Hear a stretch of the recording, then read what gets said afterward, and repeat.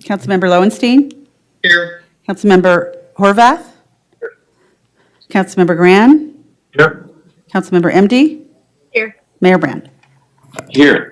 Do we have any announcements to make from our closed session discussions?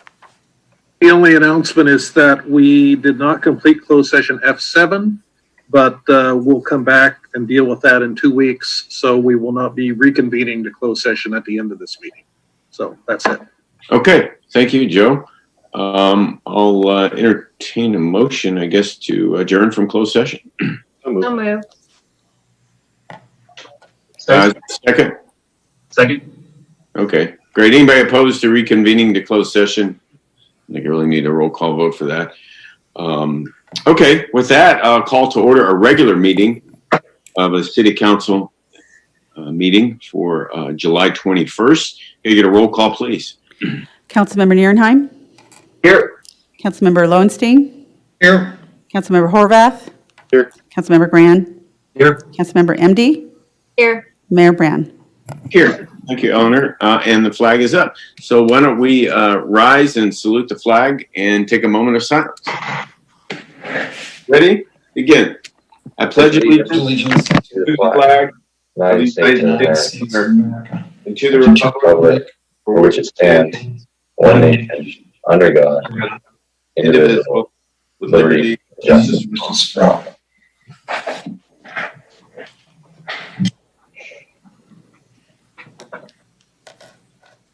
Okay, thank you. So, the agenda here, folks.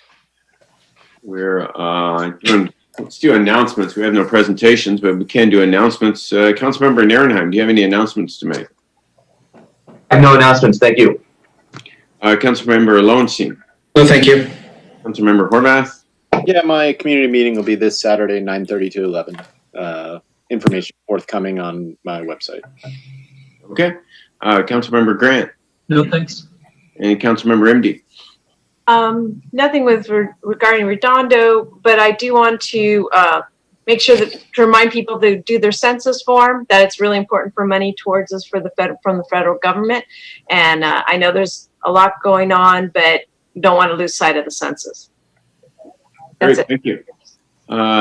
Couple of announcements I have. First, this morning, there was a water board hearing. The hearing on whether to extend the AS power plant is slated for September 1st. And they got over 700 letters of comments, so they pushed it back to September 1st. But today, State Senator Ben Allen and State Assembly Member Al Maritsucci spoke under open forum, or what we would call non-agenda items, at the water board today. I spoke as well. But both of them called for no extension for Redondo Beach. And if there was any extension, for the board to state that their intent was not to extend it again if it was for a year. So basically, it was a fantastic show of our state representatives. They're basically an agency of Senator Allen, who's the chair of the Senate Environmental Quality Committee, as well as State Assembly Member Maritsucci. So they very grateful to Senator Allen and Assembly Member Al Maritsucci taking up the torch for us and making many of the same arguments we've made, that the site was due to retire 10 years ago and they should stick to the date, and that they've got 3 other big power plants that are being continued for 3 years. So that should be enough. So many thanks to them. And I know a lot of people didn't know about that. And I wasn't expecting them to speak, but obviously when I found out they were, I went and spoke as well. So that was a good news item. And finally, I signed and mailed a letter off to the state that the council agreed to, challenging the 10 housing bills that are going to be heard by the other house beginning July 27th, this coming Monday. So just want to let everybody know that letter got sent off. And I know there's some activists out there in the community who are well-versed on these housing bills that really are geared to and structured to take away local control of our zoning and our land use, particularly as it relates to residential development. So it would be pretty devastating to a lot of communities. So hopefully, but boy, they're on track. I tell you, the Senate is really locked and loaded to pass these bills.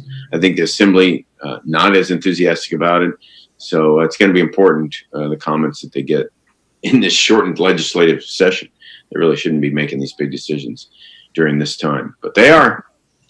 So with that, move on to approval of order of agenda. Does anybody want to make a motion to approve the order of agenda or move the order of agenda? I'll make a motion to approve the agenda as is. Second. Okay, there's a motion by Councilmember Narenheim and a second by Councilmember Horvath. I'll do a roll call vote. Councilmember Narenheim. Aye. Councilmember Lowenstein. Aye. Councilmember Horvath. Aye. Councilmember Gran. Aye. And Councilmember MD. Aye. Okay, great.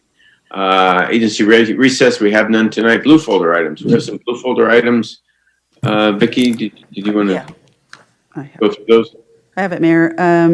J1, there are, for public participation on non-agenda items, you have public comment for O1, which is regarding the city's local emergency pertaining to COVID-19. You have public comments, and that's it, Mayor. Thank you. Okay, is there a motion to admit those to the record? Motion to accept those to the record. Second. Okay, motion by Councilmember Narenheim, seconded by Councilmember MD. Councilmember Narenheim. Aye. Councilmember Lowenstein. Aye. Councilmember Horvath. Aye. Councilmember Gran. Aye. Councilmember MD. Aye. Okay, there you go. So moving on to our consent calendar. Tonight we have 18 items on the consent calendar. We normally pass these all at once. Any member can pull an item, have a discussion about it. I'll ask any member, and the public is welcome to comment on any item on the consent calendar. So with that, I'll start. Councilmember Narenheim, is there any item you'd like to pull from consent calendar? Yeah, I'd like to pull items H6, H11, and H14, please. H6, H11, and H14. Councilmember Lowenstein. No, thank you. Councilmember Horvath. No, thank you. Councilmember Gran. I'd like to pull H7. 7. And Councilmember MD. No, thank you. Okay. Well, are there any comments? Well, yeah, are there any comments from the public on any of these consent calendar items other than H6, H7, H11, or H14? No, Mayor. Okay, thank you. I will entertain a motion to approve the consent calendar other than those items H6, 7, 11, and 14. So moved. Second. Second. Okay, I think it was Councilmember Lowenstein motioned and Councilmember Horvath seconded it. So, No. Oh, Councilmember Narenheim. Okay. So roll call vote. Councilmember Narenheim. Aye. Councilmember Lowenstein. Aye. Councilmember Horvath. Aye. Councilmember Gran. Aye. And Councilmember MD. Aye. Okay. Is there anything to read there? Yes, Eleanor? Mayor. H8, adopt by title only, resolution number CC-2007-054, a resolution of City Council, City of Redondo Beach, California, awarding a contract to Resource Environmental, Inc., a California corporation in the amount of $128,000 for the Redondo Beach Transit Center Lead and Asbestos Abate Program Project, job number 20120. H9, adopt by title only, resolution number CC-2007-005, a resolution City Council, City of Redondo Beach, California, approving an application for grant funding through California State Parks for construction of the Redondo Beach Public Sewer Pump Out Dock improvements located at 280 Marina Way within the city's coastal zone. H15, adopt by title only, ordinance number 3203-20, an ordinance of the City Council, City of Redondo Beach, California, amending section 2-9.101 of chapter 9, title 2 of the Redondo Beach Municipal Code, establishing a minimum number of meetings for all boards and commissions of the city for second reading and adoption. Thank you, Mayor. Okay. Thank you, Eleanor. I guess first up is H6, Councilmember Narenheim. About the parking meter operating system software. Yeah, thank you. It's not just software, it's also maintenance. It's a 7-year contract. We've had it for 5 years now. Nowhere in this report talks about, well, a couple of things in here. It doesn't talk about this has ever gone out to bid for maintenance on this particular item. Can we talk about that for a second and why it has never gone out for a bid to other vendors to do repair? Was a contract with us in 2015. Sure. Can you guys hear me? Yeah. So, Nils, this was a contract that was put in place in 2015 through yes. So the software and the extension is based on these existing meters. You might remember a few months ago, we went through the RFP process for the purchase of parking meters, and there's a new company coming on board called McKay. So this is a contract extension based on the ones that we have currently. This for 551 meters, and this should last through January of 2027, which is the expected life of the equipment that's currently installed in the city. Okay. I realize you're looking at this for the next 7 years. The problem I have is we don't know what we're doing with our meters. Mike Wazanski, if you're there, what is the current status of the Walker report? Walker, what do you call it? The Walker study that we were doing, parking study? Yeah, that's just getting rolling, and they're looking at a number of things as we talked about during budget. Parking programs, our various permit activities, particularly in the south end. And one of the big things they're looking at are pay-by-app prospects, whether or not it makes sense to have isolated pay-by application that we obtain through an RFP or to have simply multiple applications. So that will be separate to this IPS contract. This is about maintenance software, et cetera, servicing the existing meters, whether or not we choose to open up additional options to how we allow for payment, that will come as part of that Walker review. Okay. What have you decided? If I could, Councilman, one more thing to add. The challenge to the study is what we're seeing down there. Part of what Walker needs to do is evaluate parking behavior. COVID is not giving us a very good indication of parking behavior, particularly in our retail sector. So they've had to delay some of their baseline analysis for us to really get into the review. So I want to make sure I'm clear. We're starting the review. They're working on it. But we can't promise you an ETA on delivery yet because we just don't have a good baseline right now. Yeah, and that makes sense. I wasn't. I'm glad you brought up the whole COVID situation. I wasn't necessarily asking the response date or the finish date on that. I want to know where we are. We're in the process with that. You know, one of the issues I have here with this is I'm not sure. You know, depending upon what the answers are here on this on that study.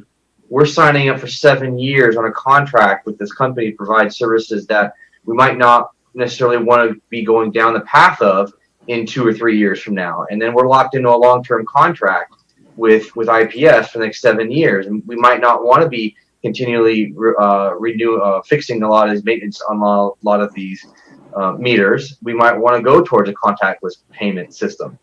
I mean, I'm not sure that the hardware is going to be viable in 2, 3, 4, 5 years. With contactless payment, hardware might very well be going away or might become a whole separate item, and then we don't need the maintenance portion of this. And having contactless payment right now and non-hardware based payment, I think is very important. I think that in this environment where we don't know what's going on, and then a year from now or 5 years, much less 5 years from now, I don't feel comfortable signing a 7-year contract with this company.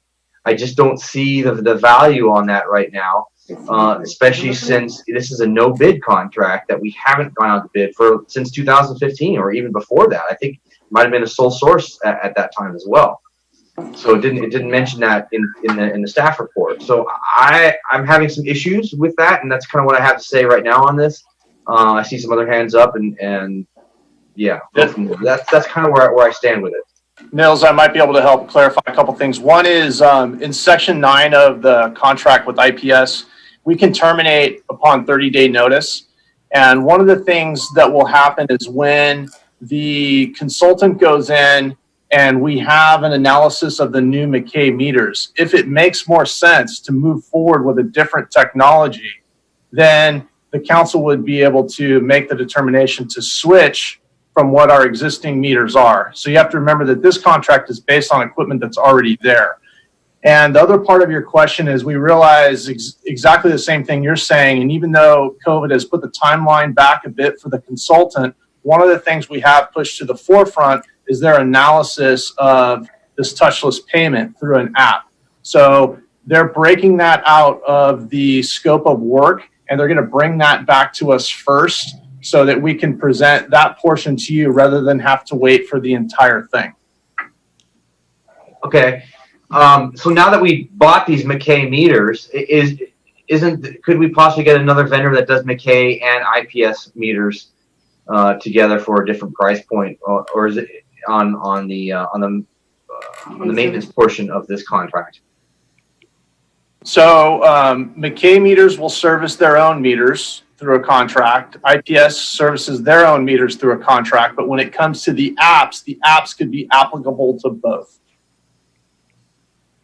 And that's what the consultant's going to bring back to you. What are the options for you know, a touchless application or a phone app that can work with both sets of meters? Okay. Can I get a further clarification on the maintenance portion of this contract? What are we getting out of this for 7 years when it comes to the maintenance portion? So this enables us to recover all the data for all of the transactions that happen on the meters. There is a per month cost. Basically what's happening in this contract extension is we're going from $8 a meter head to $8.75. So it's a 75-cent increase based on this contract. And there's also the credit card transaction fee and everything that happens. That particular is 6 cents, but it's not increasing. So what this contract does is allows us to recover the data, do the processing for the smart meters for things that are already installed. The reason that it's pushed out to 2027 is because that's the expected life of the meters.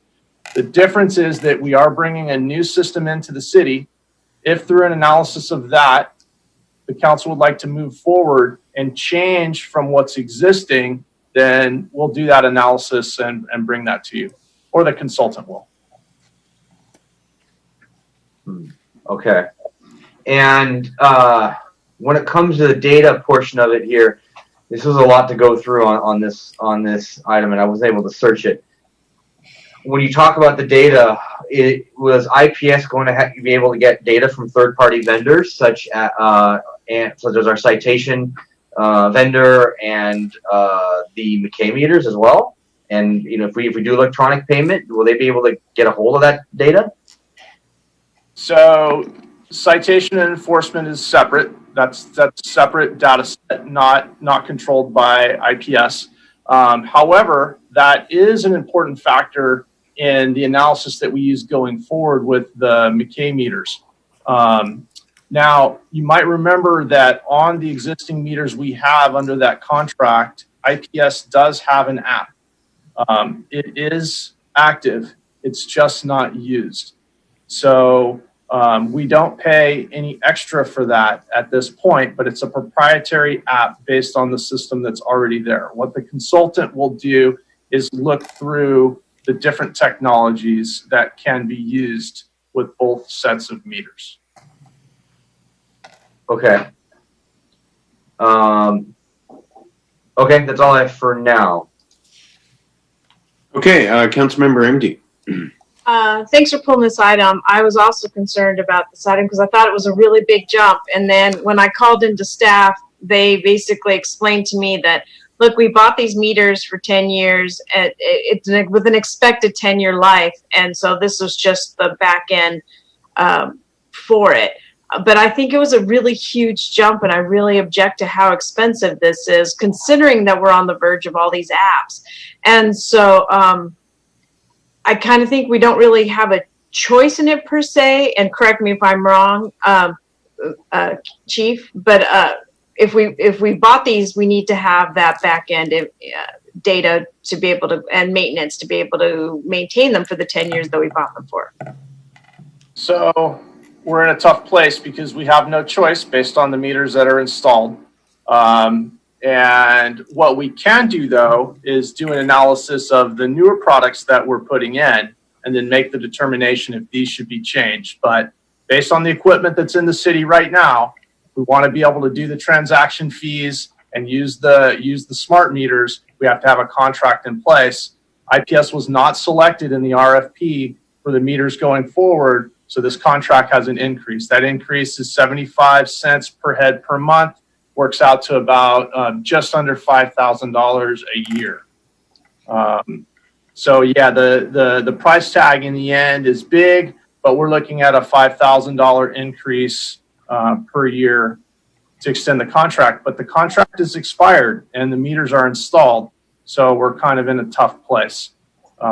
The good thing is that we do have the consultant fast at work. We have already done this RFP process. We know that there are other technologies and meters out there, and in fact, we selected one. But yeah, based on what we have, this is the contract we need to make them work. And if I could add to that, this is still a massive upgrade. And while technology is evolving and there's pay by app, and honestly, I think part of the Walker study that's going to be interesting to us is, are there locations where we're better served by pay by stations, particularly the Triangle, other larger lots. We've had a lot of success with that down in the waterfront. So there is going to be evolution, but we sadly still have coin-only meters in our city.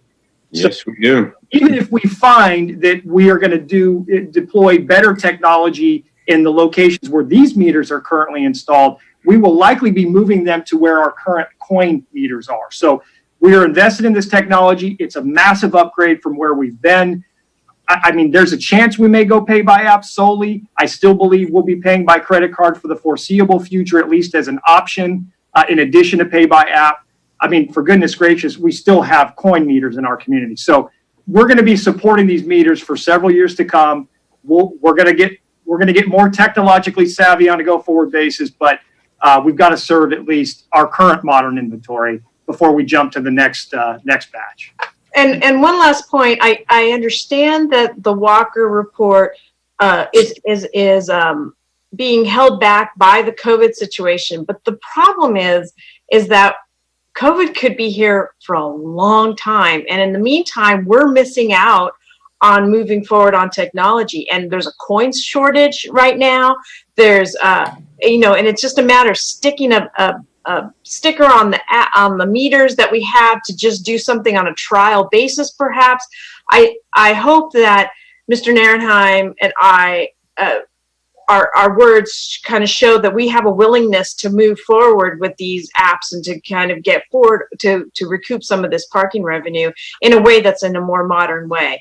And so I get why we have to do the contract now, but this is an opportunity to let us know that we need to move forward with other options, and we can't let COVID hold us back. They canceled the Rose Parade, for crying out loud. So who knows how long this is going to be happening for a while, and I don't want that to be the excuse that we held back Walker.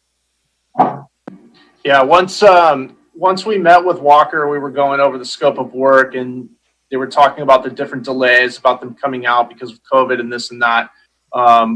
At least this item or that concern was pushed to the forefront. So that's what they're working on now, even if we have to bring that back as a separate report to council before we wait for the rest of this consulting report, then that's exactly what we'll do. Because we agree with you. I mean, we want the ease of transaction and the ease of enforcement as well, because it's a big strain on staff. So as soon as we get that section back, then we'll bring it back to you. Okay, that's good. Thank you. Okay. How many coin-only meters do we have in the city? I think we still have a couple hundred, Mayor, maybe even like 300 to 400. So are there plans to replace them or not right now? There are. That's the new meter we spent, but that doesn't cover all the outstanding inventory. We're going to have to order another tranche of meters to get rid of the final bit. Yeah, maybe we try, because I know there's coin only down, for instance, on Harbor Drive. That might be a good place for a trial. Okay, Councilmember Lawrence. Yeah, Chief, I have the same concerns, and I talked with you earlier today about all this in terms of the cost, and we kind of went through it. It's good that we have the out after 30-day out, you said. That's great. And all this is an interim solution. Even the apps, I think, are an interim solution. I mean, You know, I'm a heavy user of a smartphone, and I don't really download apps when I go to other cities or whatever.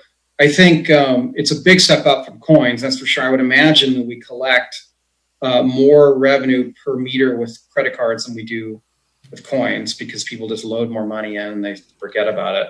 Do we have any idea of the IPS meters, how much we collected last year in terms of total revenue? It's a tough one, but I think you're on mute, Keith. I think you're on mute. Yeah. Yeah, I would need to get back to you, Todd, with the specific number. I don't guess, but it's at least 60-40 or 65-35 credit card usage to coin on those meters. So there is a much greater use of the credit cards.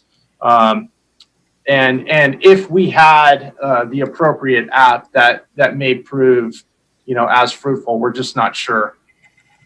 What was the total revenue collected for meters last year, coin and credit card? Do we know? It's about 2.3 million in total, and I don't have the breakdown of what credit card to coin was in that, but it's somewhere in the 2.3 million annually. Okay, great. Well, as people that I'm sure have read about the trends in parking, eventually I think cars are going to communicate with whatever device there is anyway, long term. You're not going to have to pull out your phone. Cars will be built, it'll be built in to communicate with people. Or there'll be some type of a sensor. When your car pulls in, it'll bill you. So I think long term, that's where things are going, what I've read, and not your phone. And a lot of people just don't want to use phones. They're just tired of downloading another app or something, especially if they're just going to visit another city for a couple days or a day. So yeah, I mean, I don't like the increase, but I guess it is what it is right now. And until we figure out a way to transition, this is what we have to deal with. So that's it for me. Thank you. Okay, thank you, Councilmember Lowenstein. Councilmember Narenheim, you had your hand up again? Yeah, so, okay, this staff report doesn't adequately describe then what this contract is all about. You're now saying this contract now includes the quote turning on function of the smart ability for us to do third-party outside pay by phone, park by phone, and remote paying, smartphone app-based services as well. So in our initial contract with IPS, it includes the phone app, but that's proprietary. But I'm not talking about their phone app, because their phone app, quite honestly, is horrid. I'm talking about third-party vendors. So that's why we have a consultant, because I have no idea what technology he'll be able to, or Walker will be able to find that fits this meter as well as the new meters that we're putting on with McKay. So that'll be the report that they bring back. What platforms are most applicable to the number of meters that we have in the city? But yes, for IPS, the only one we have right now we know that works is their proprietary. But I remember back when we were talking about this, there was another company whose app also worked.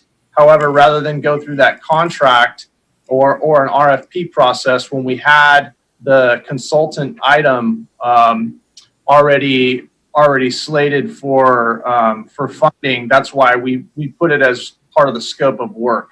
So we didn't do a separate RFP for apps. We put it in the scope of work for the consultant.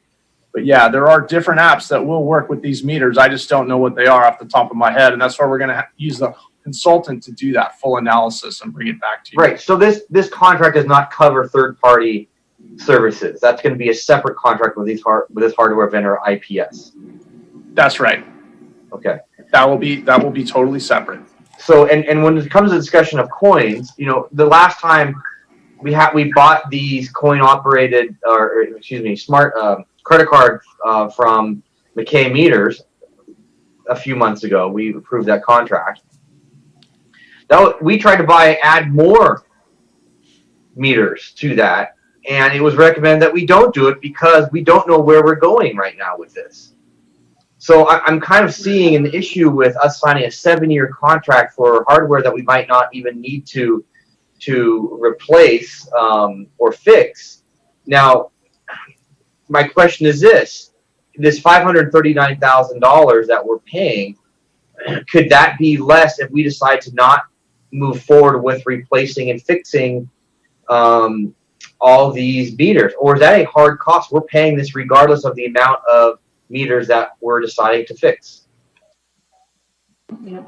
So whatever we don't use in this contract, we're not going to pay for. We're not dedicating 10 years of service to these IPS meters. But if we want the hardware to work, what we have currently, we have to have a contract with them to collect. So we're really in a tough spot. I understand exactly what it is you're saying. You might also remember that with the McKay meters, we were able to extend the amount of meters with the amount of funding that you were allowing, because their technology allowed a single head meter to cover multiple spaces. So yes, it is constantly changing, but remember that IPS is what we have currently. I think it's what Hermosa and Manhattan have as well. And with the credit card transactions that need to occur, this is the contract that needs to be in place. The best thing we can do is do an analysis when the new meters come on board, and then you guys make the decision of replacing these or not. Okay, so let me ask you Replace this these question. with IPS meters, in other words. Okay, let me ask you this question. This bid has not been gone out to a competitive bid. No, because this is proprietary to this company. IPS is the only company that we can contract with to make the IPS meters function. The RFP that we went out for was for the purchase of a new meter, not. Right, that's separate. I realize that. We couldn't go out for bid on this. What you're looking at today, we could not go out to bid for because it's sole sourced, because it is the only company that does. Well, there's no third party that can repair these meters. Is my question. Not that I know of. No. Okay. I feel much more comfortable now regarding the item number 9 there, where you said I didn't see that in the contract with the 30-day ability to terminate. While I don't like the 7 years with a no bid, I see a lot of vendors out there being able to fix these meters. I don't think IPS is the only one, but I couldn't say that. It seems like we're getting a good enough deal. So is there any public? I'll let public comment happen. Anything else? I don't know. But otherwise, I think I might have my issues dealt with. I think. Yeah. Okay. Eleanor, are there any public comments? We have no public comments, Mayor. Well, I got a email at 3:53 this afternoon. You got it too. Actually, it was directed to you for a non-agenda item, but this sure sounds like it's for this item.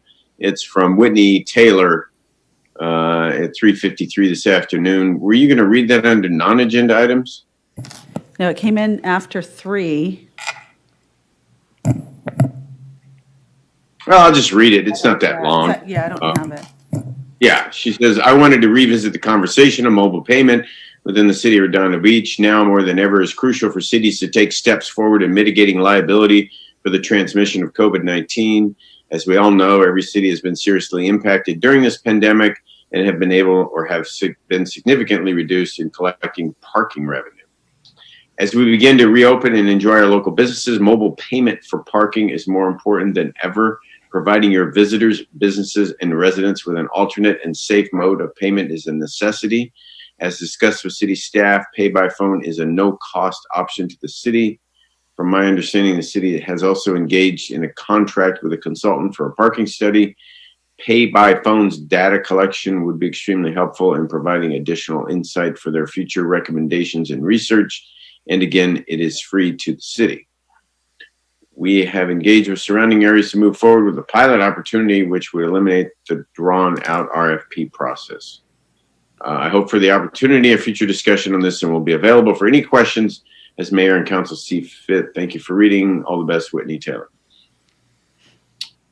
So there you have it. No other comments. Is there a motion? I'll make a motion to approve item H6. Second. Okay, it's a motion and a second. Roll call, Councilmember Nierenheim. Aye. Councilmember Lowenstein. Aye. Councilmember Horvath. Aye. Councilmember Gran. Aye. And Councilmember MD. Aye. Okay, there you go. Next up is item H, or do you need to read that, Eleanor, or no? No, nothing to read here, Mayor. Item H7, Councilmember Grant. Hi, thank you very much. I asked Ted to come on. This is a fantastic item that I think we do a ton of things in this city. This is one of the most visible and one of the best things that we're doing right now. And Ted, if you could just describe this. This is about sidewalk grinding services and what we've been doing thus far and where we have to go. But when I walk every morning, I see the work and it is fantastic. So if you just kind of get us caught up, that's what I wanted to share. Absolutely. Thank you, Councilmember. Ted Saman, Public Works Director. Yeah, this is the first year that we've attempted the sidewalk grinding program. It was very successful. We know that we've got a multitude of uplifts that have occurred on our sidewalks. And under this program, we're able to grind any of the lifts that are between a half an inch to an inch and a half. The pilot program that we did this year was over $140,000. We did 7,000 of these locations, approximately 7,000 of these locations citywide. We distributed that amongst the districts and then some of our parks and some of the key elements in the arterial roadways like Artesia and the Village. As a result of that success and the council seeing the effectiveness of it, we've asked for additional funds and the council granted it under the 2021 fiscal year by giving us an additional $500,000, actually $700,000 in total. $500,000 is what we estimated we needed in order to complete the grinds that were previously reported citywide that are below an inch and a half. So in that range of 1.5 inch to an inch and a half, with the remaining $200,000 to be used exclusively for other sidewalk repairs, again in Riviera Village and Artesia. So with the council's blessing tonight, we will be able to get this contract amendment to complete the balance of the city with those grinds. And as a matter of fact, because of the increased volume, the vendor was willing to reduce the unit cost on these by 10%, which is going to be significantly helpful by allowing us to do more locations citywide. It's my opinion, this is some of the best money that we spend in our CIP, which is taking care of our sidewalks, which then reduces our liability in some manner for slips and falls and things like that. There's just less for people to trip on, which is a great thing. So Ted, to your staff, just well done. So thank you. Okay, Councilmember Nierenheim, do you mean to have your hand up? I did not. Sorry, it's down. Are there any public comments on this item, Eleanor? No, Mayor. So I'll make a motion to approve the First Amendment of the agreement with BPR for sidewalk grinding services for an additional amount not to exceed $370,000. The total not to exceed $650,000 for the existing term of January 1st, 2020 to December 31st, 2021. Second. Okay, there's a motion by Councilmember Grand, second by Councilmember Horvath. I'll take a roll call vote. Councilmember Nierenheim. Aye. Councilmember Lowenstein. Aye. Councilmember Horvath. Aye. Councilmember Grand. Aye. And Councilmember MD. Aye. Okay. Thank you, Ted. Terrific. Kevin, yeah, thank you, Ted. Item H11, Councilmember Nierenheim, you pulled that item? Yeah, I did. Thank you, Mayor Brand. This is a good news item. I'm really thankful for everyone kind of coming together on this. You know, this harbor interface is receiving $28,400 in the CDBG CARES portion, CARES Act. They do fantastic work. I've been seeing a lot of unfortunately, people experiencing homelessness in South Redondo. The harbor interface in Lila does a great job. They have a hotel that they're working at over in Lomita. I see what they're doing. I just want to know from Mr. LaRock, it said in here that these funds, $168,000, is part of the CDBG CARES Act funds. And specifically, it's because we have a housing department and we getting CDBG, we're getting this money. And that's in addition to any other monies that we were getting from the COVID incident. Good evening, Councilmember Narenheim, City Council, John LaRock, Community Services Department. That's correct. On June 2nd, the City Council gave direction as to the dissemination of the special COVID-19 CARES Act funding we received as an adjunct funding source from our CDBG program. So we've received this additional funding through HUD for CDBG. We also received separate funding through HUD for our Section 8 program to deal with administrative costs related to COVID-19. It remains to be seen if additional CARES Act funding will include additional HUD funding funneled to us, but for the time being, you gave staff direction, as you'll recall, to disseminate the $160,000, of which the $28,004 is going to Harbor Interfaith. Perfect.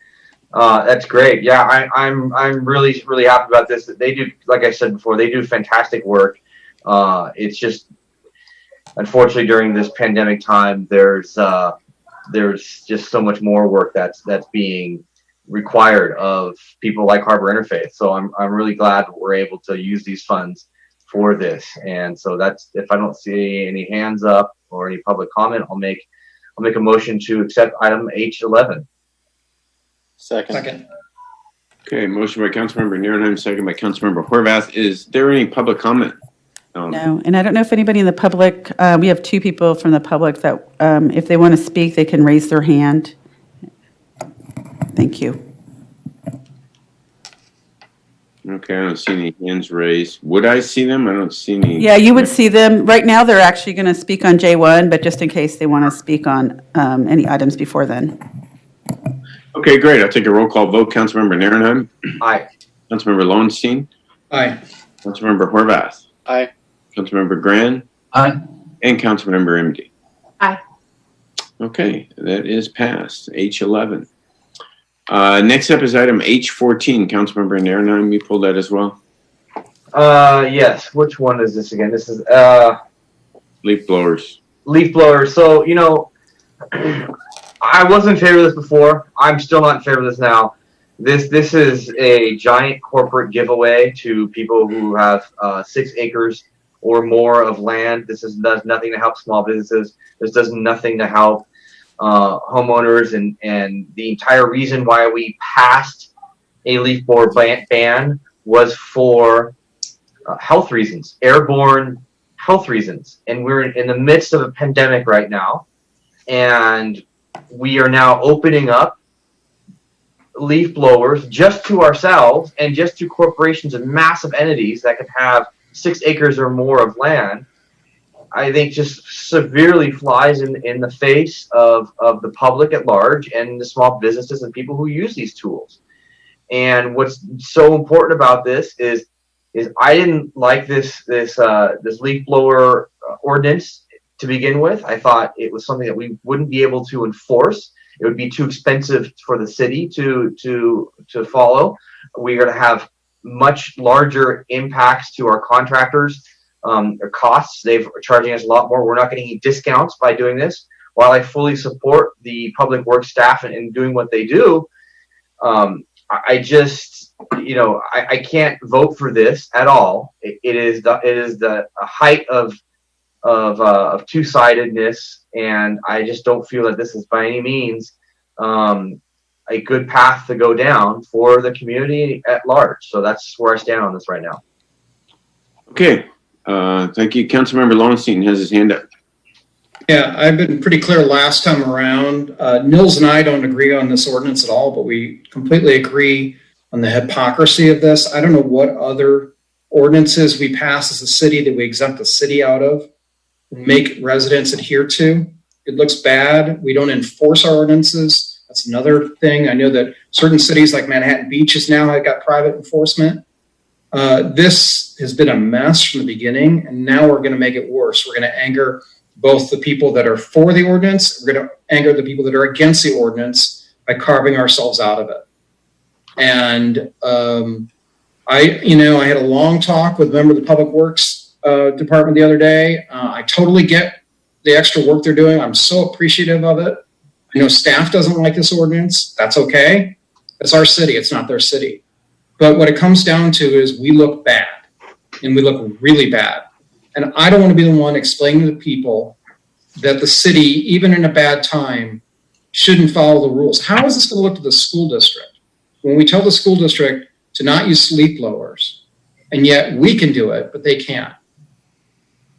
How is that going to look? It looks really bad. I'll answer that question for you. It's a rhetorical question. And, hard times require difficult things, but for us to exempt ourselves out of this, looks horrible. And I just want to hear why we shouldn't allow other people. There's nobody that is a private landowner in our city that I know of that is 6 acres. So we did this specifically to let only the large corporations involved with this and the city to do it.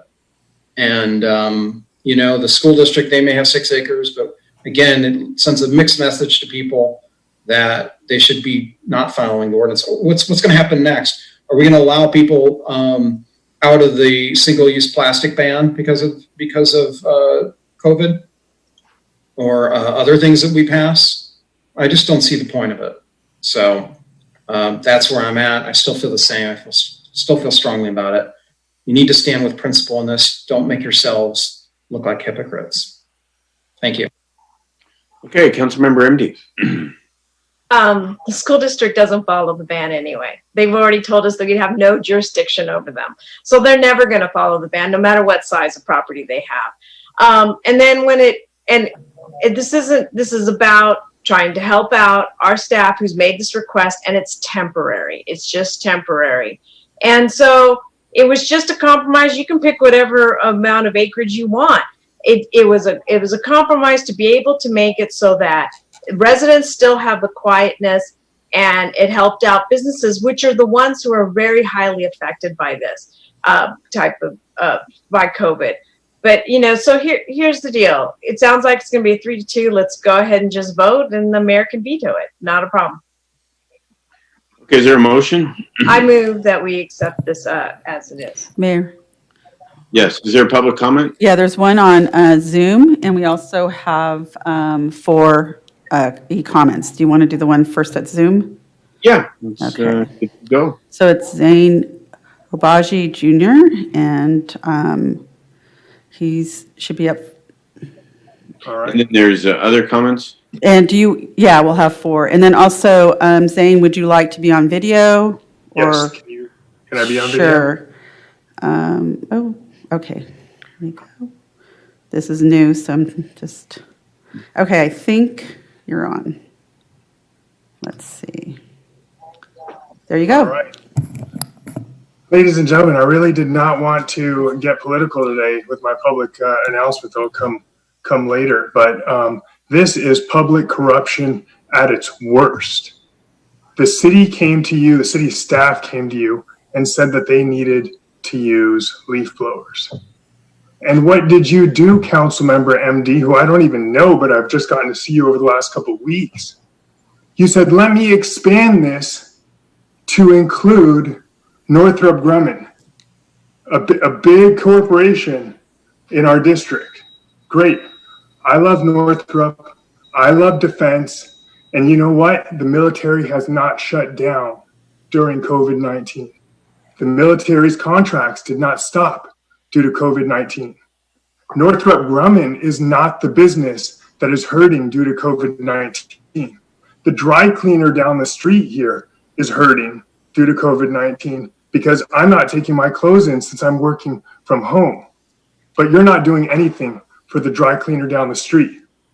This is the staff coming to the city council with a problem and the city council responding with an opportunity to build their public coffers. And fortunately, it's not our entire city council.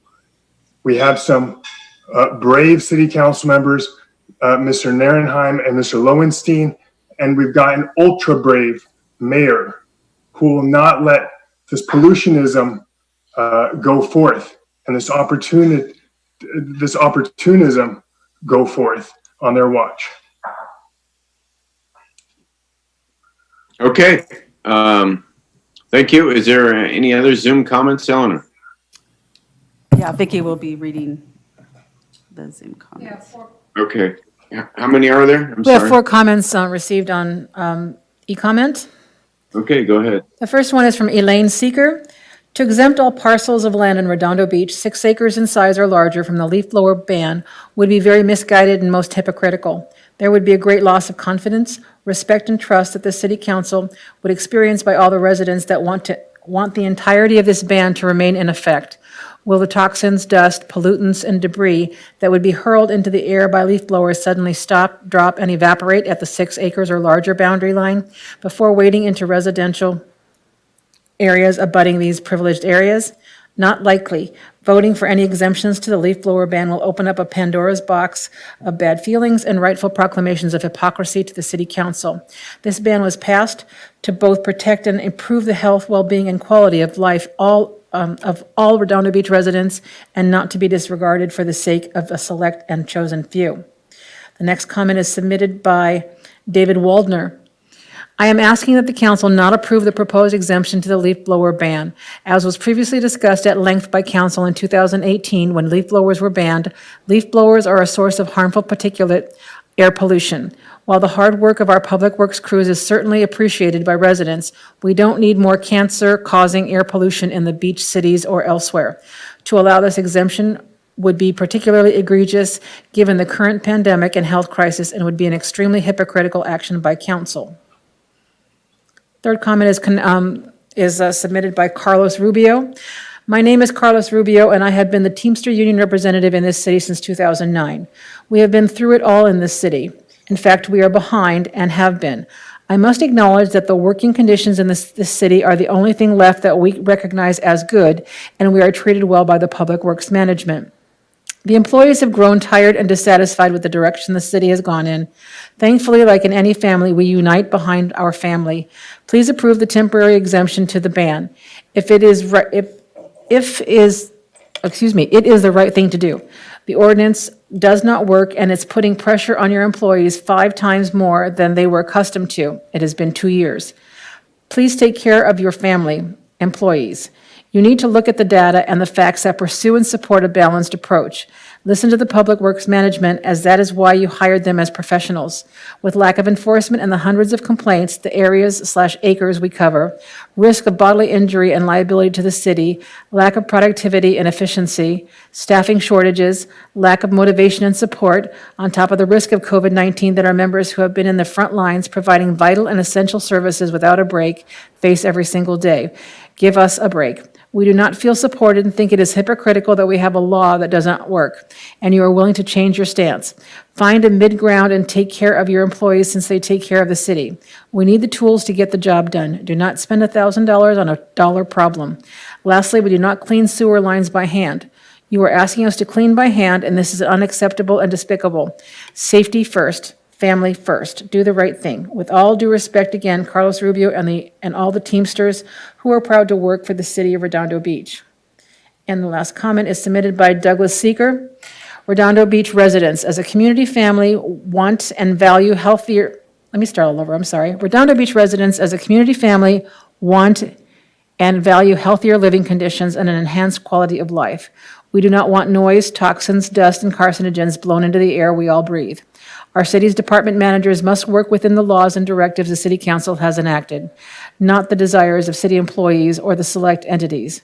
The adage, give an inch and they'll take a mile, is really quite true. Approving any exemptions will signal an open door for gardeners, businesses, homeowners, and city employees, tempting them to use leaf blowers on properties less than 6 acres, thereby making the ban confusing and more difficult to enforce.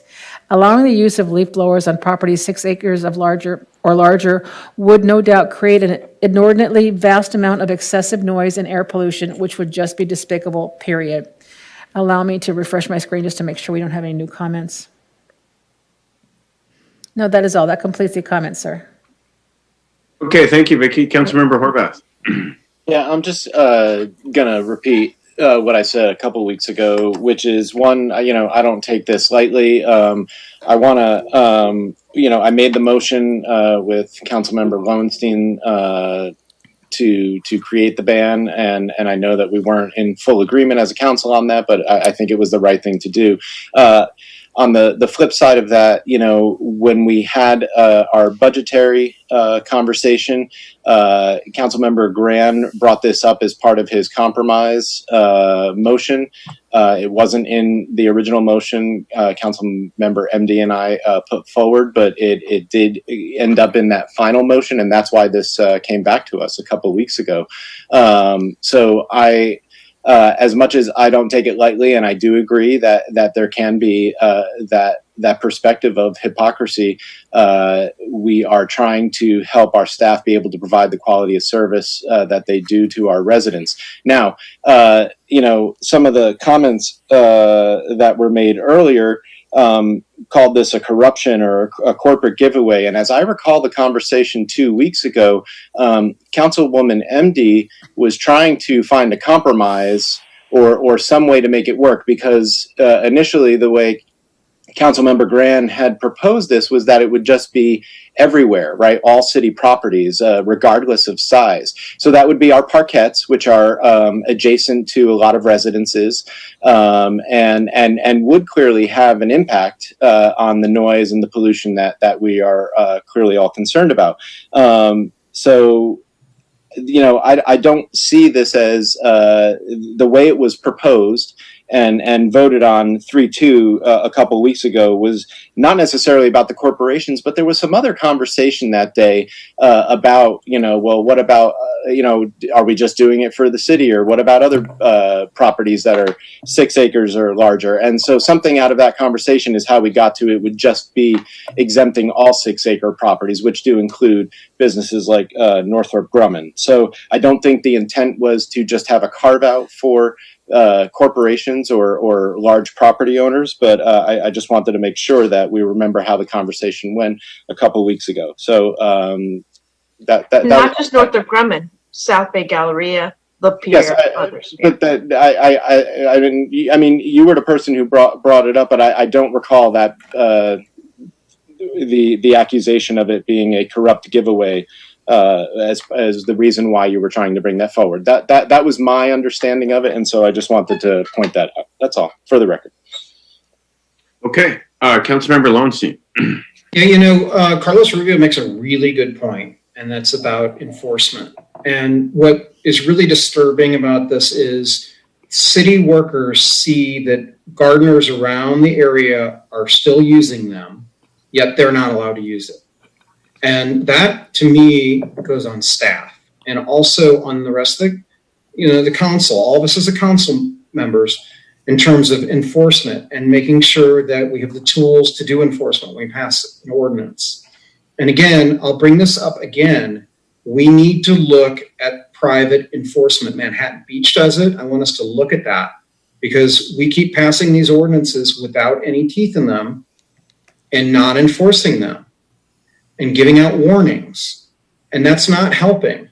And so I feel really bad for them, not only because they're shorthanded, but because they see other people that are violating the ordinance, and yet, like good public sector workers, are adhering to the ordinance that we passed. So if you guys are willing to do this, then you should be willing to look at enforcing things more and putting some teeth into this. Otherwise, it's window dressing and virtue signaling. It's ridiculous. So again, I still don't think this is a good exception to it.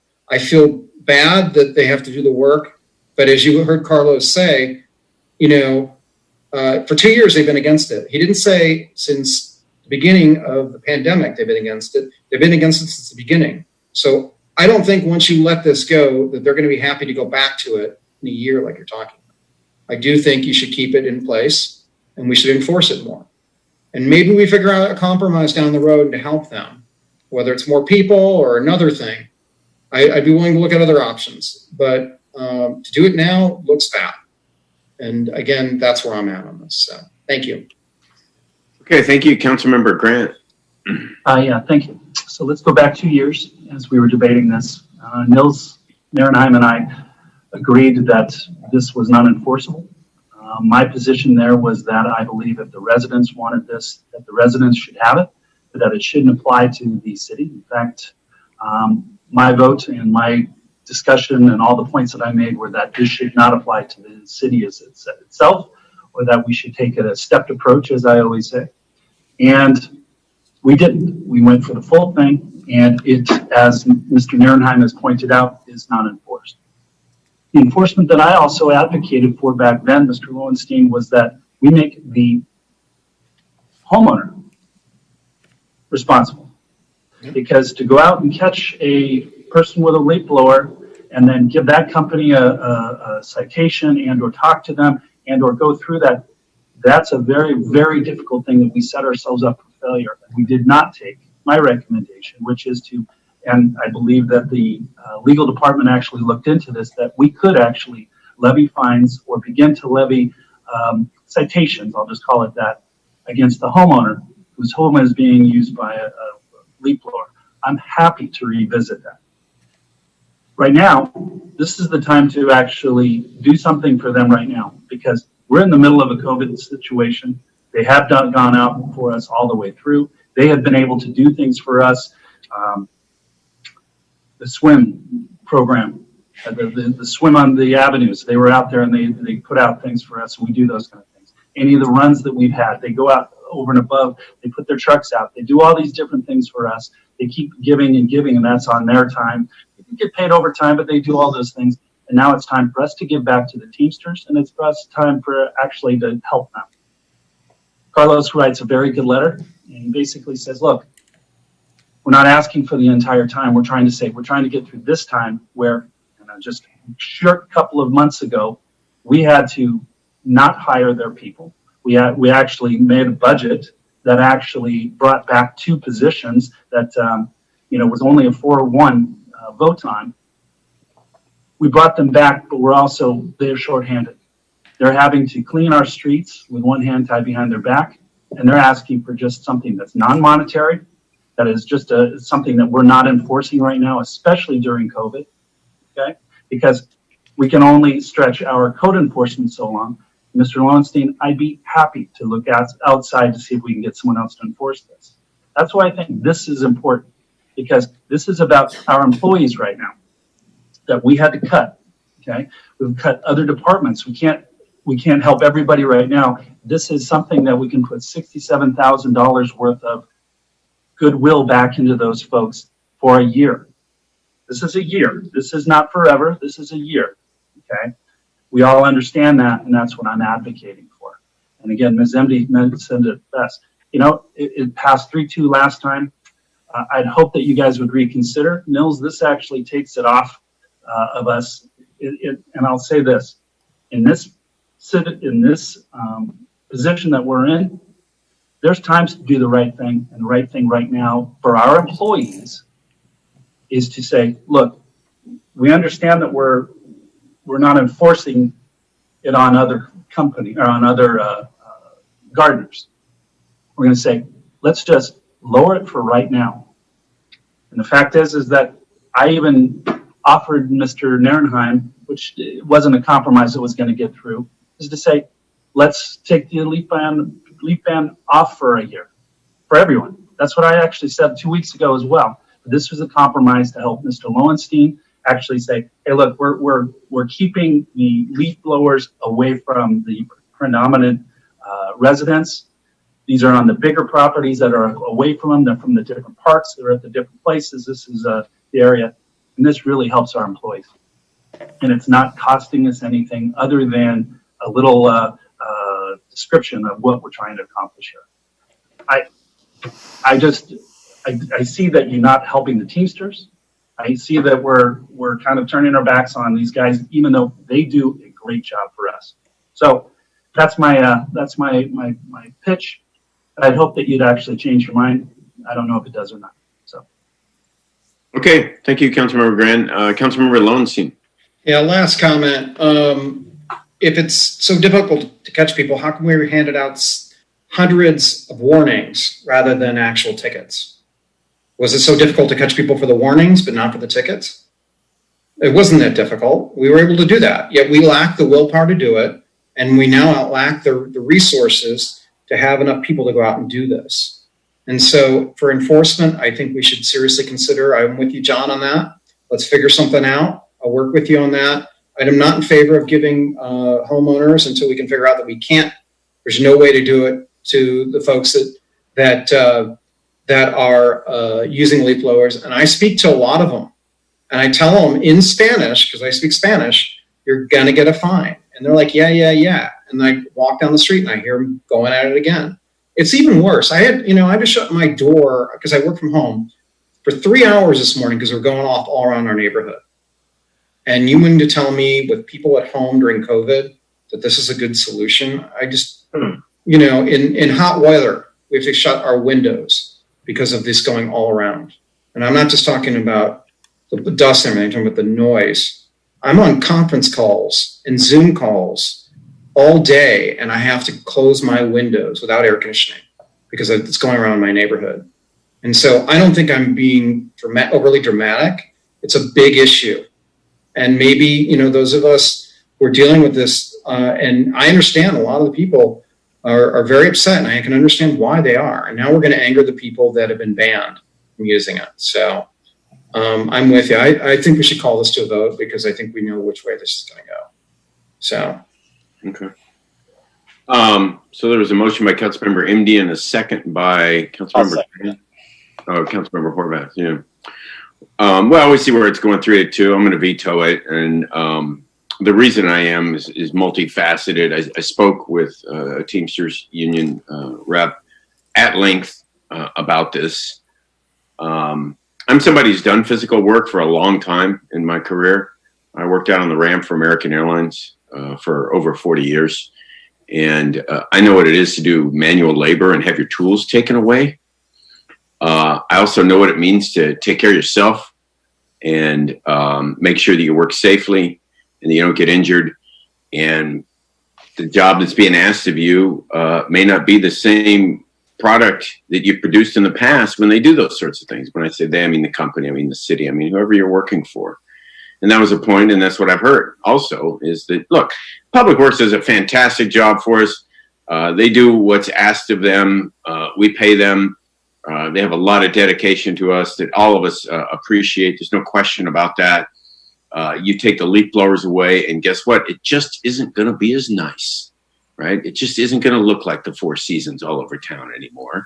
And I think Public Works, manual labor people understand that because there's only 8 hours in the day, and maybe the leaf blower could blow away more leaves or blow away more acorns or whatever they blow away. But the council's made the decision, and I agreed with it and wholeheartedly support that, it's too much noise in the neighborhood. It's too many emissions from the motors, and it's just too much dust being kicked up for no reason. And most people I talked to by far, especially when it first went into effect, and even now that just said it's been quiet, much quieter than it was before, and they're working at home now. But we do have an enforcement problem, no question about it. So on that score, I will tell people, when you see, and I've done this myself, when you see somebody using a leaf blower, take a picture, email it to our city staff, email it to me with a time and a date. And our code enforcement goes out once a week and does enforcements. They've written tickets. And if they know when the gardener's coming and they know that they're using a leaf blower and it's a repetitive issue, they come out and they address it. So some, not enough, but some citations are getting written. And on this particular issue, I'm talking mostly about leaf blowers in general, but on this particular issue, it's just incredibly elitist and hypocritical for the city to now say, well, we're in difficult times, so we're going to go ahead and use leaf blowers, but you can't. Even though you're having difficult times, we're going to look out for ourselves. So my response is to the Public Works people is to take care of yourself, work your 8 hours, work your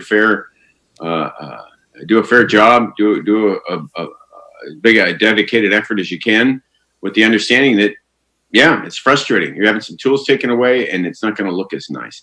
And the public, I think, is getting used to that, and they really, really much prefer the quiet, the peace and quiet, than having their leaves blown into their neighbor's yard, which is, what happens. I've seen it many times.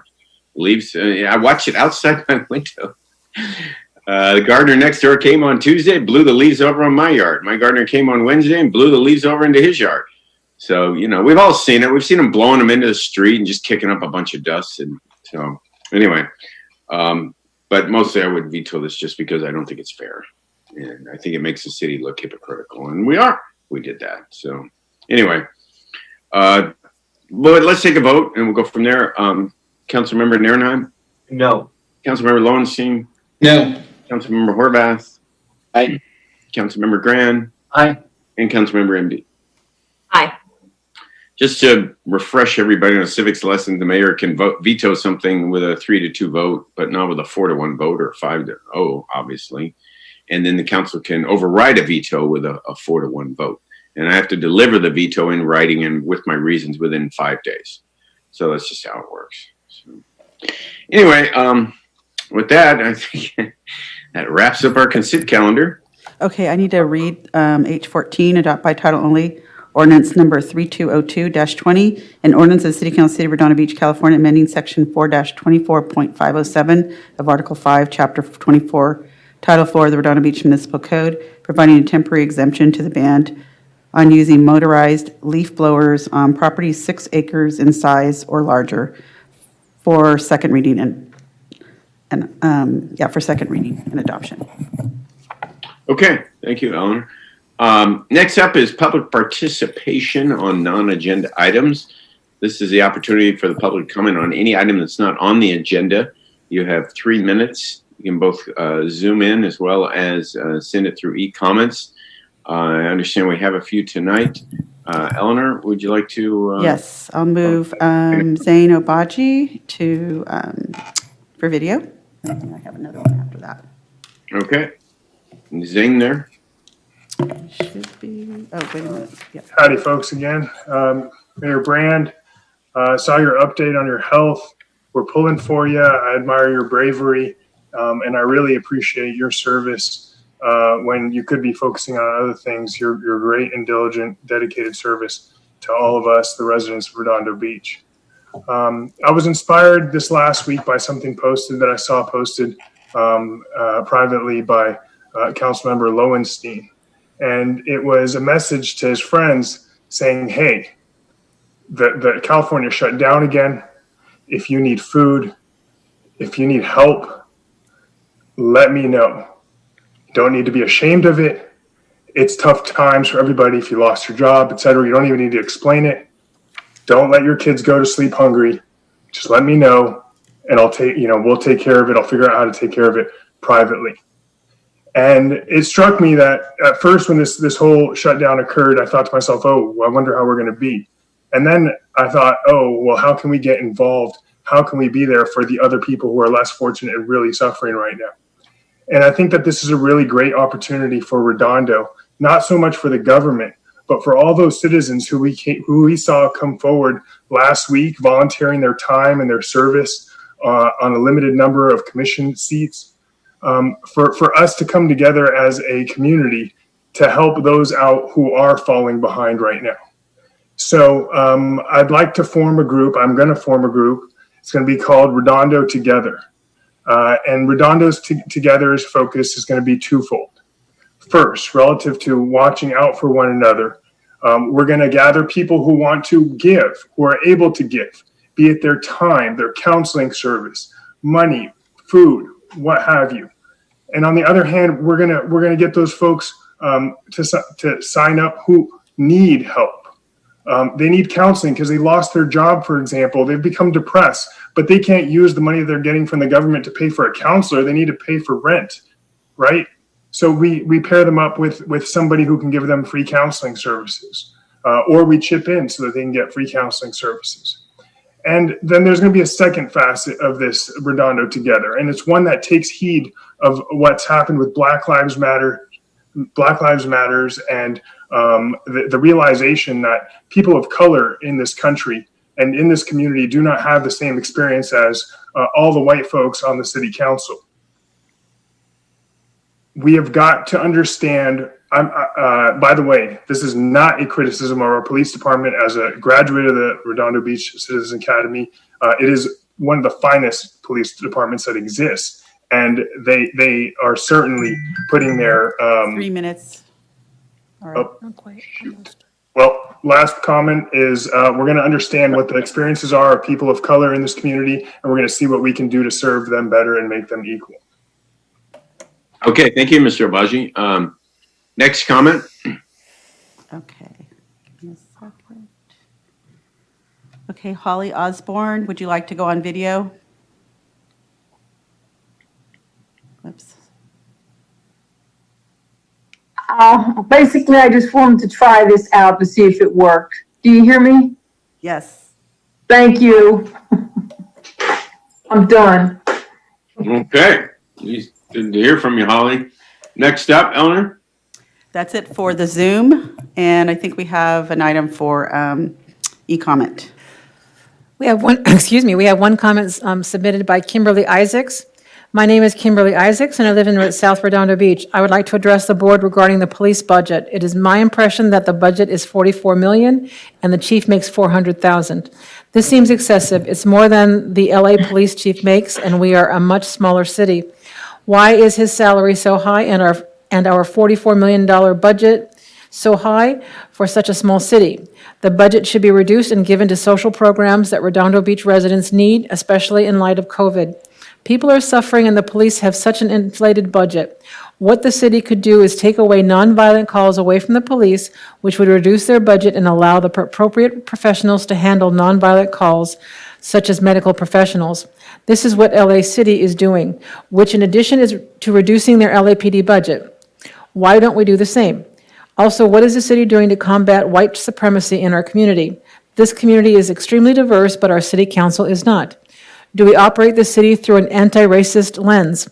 During a town hall meeting when the chief of police said that the lower income areas of Redondo need more policing, this is an extremely biased viewpoint, especially given that those areas have more black and brown residents.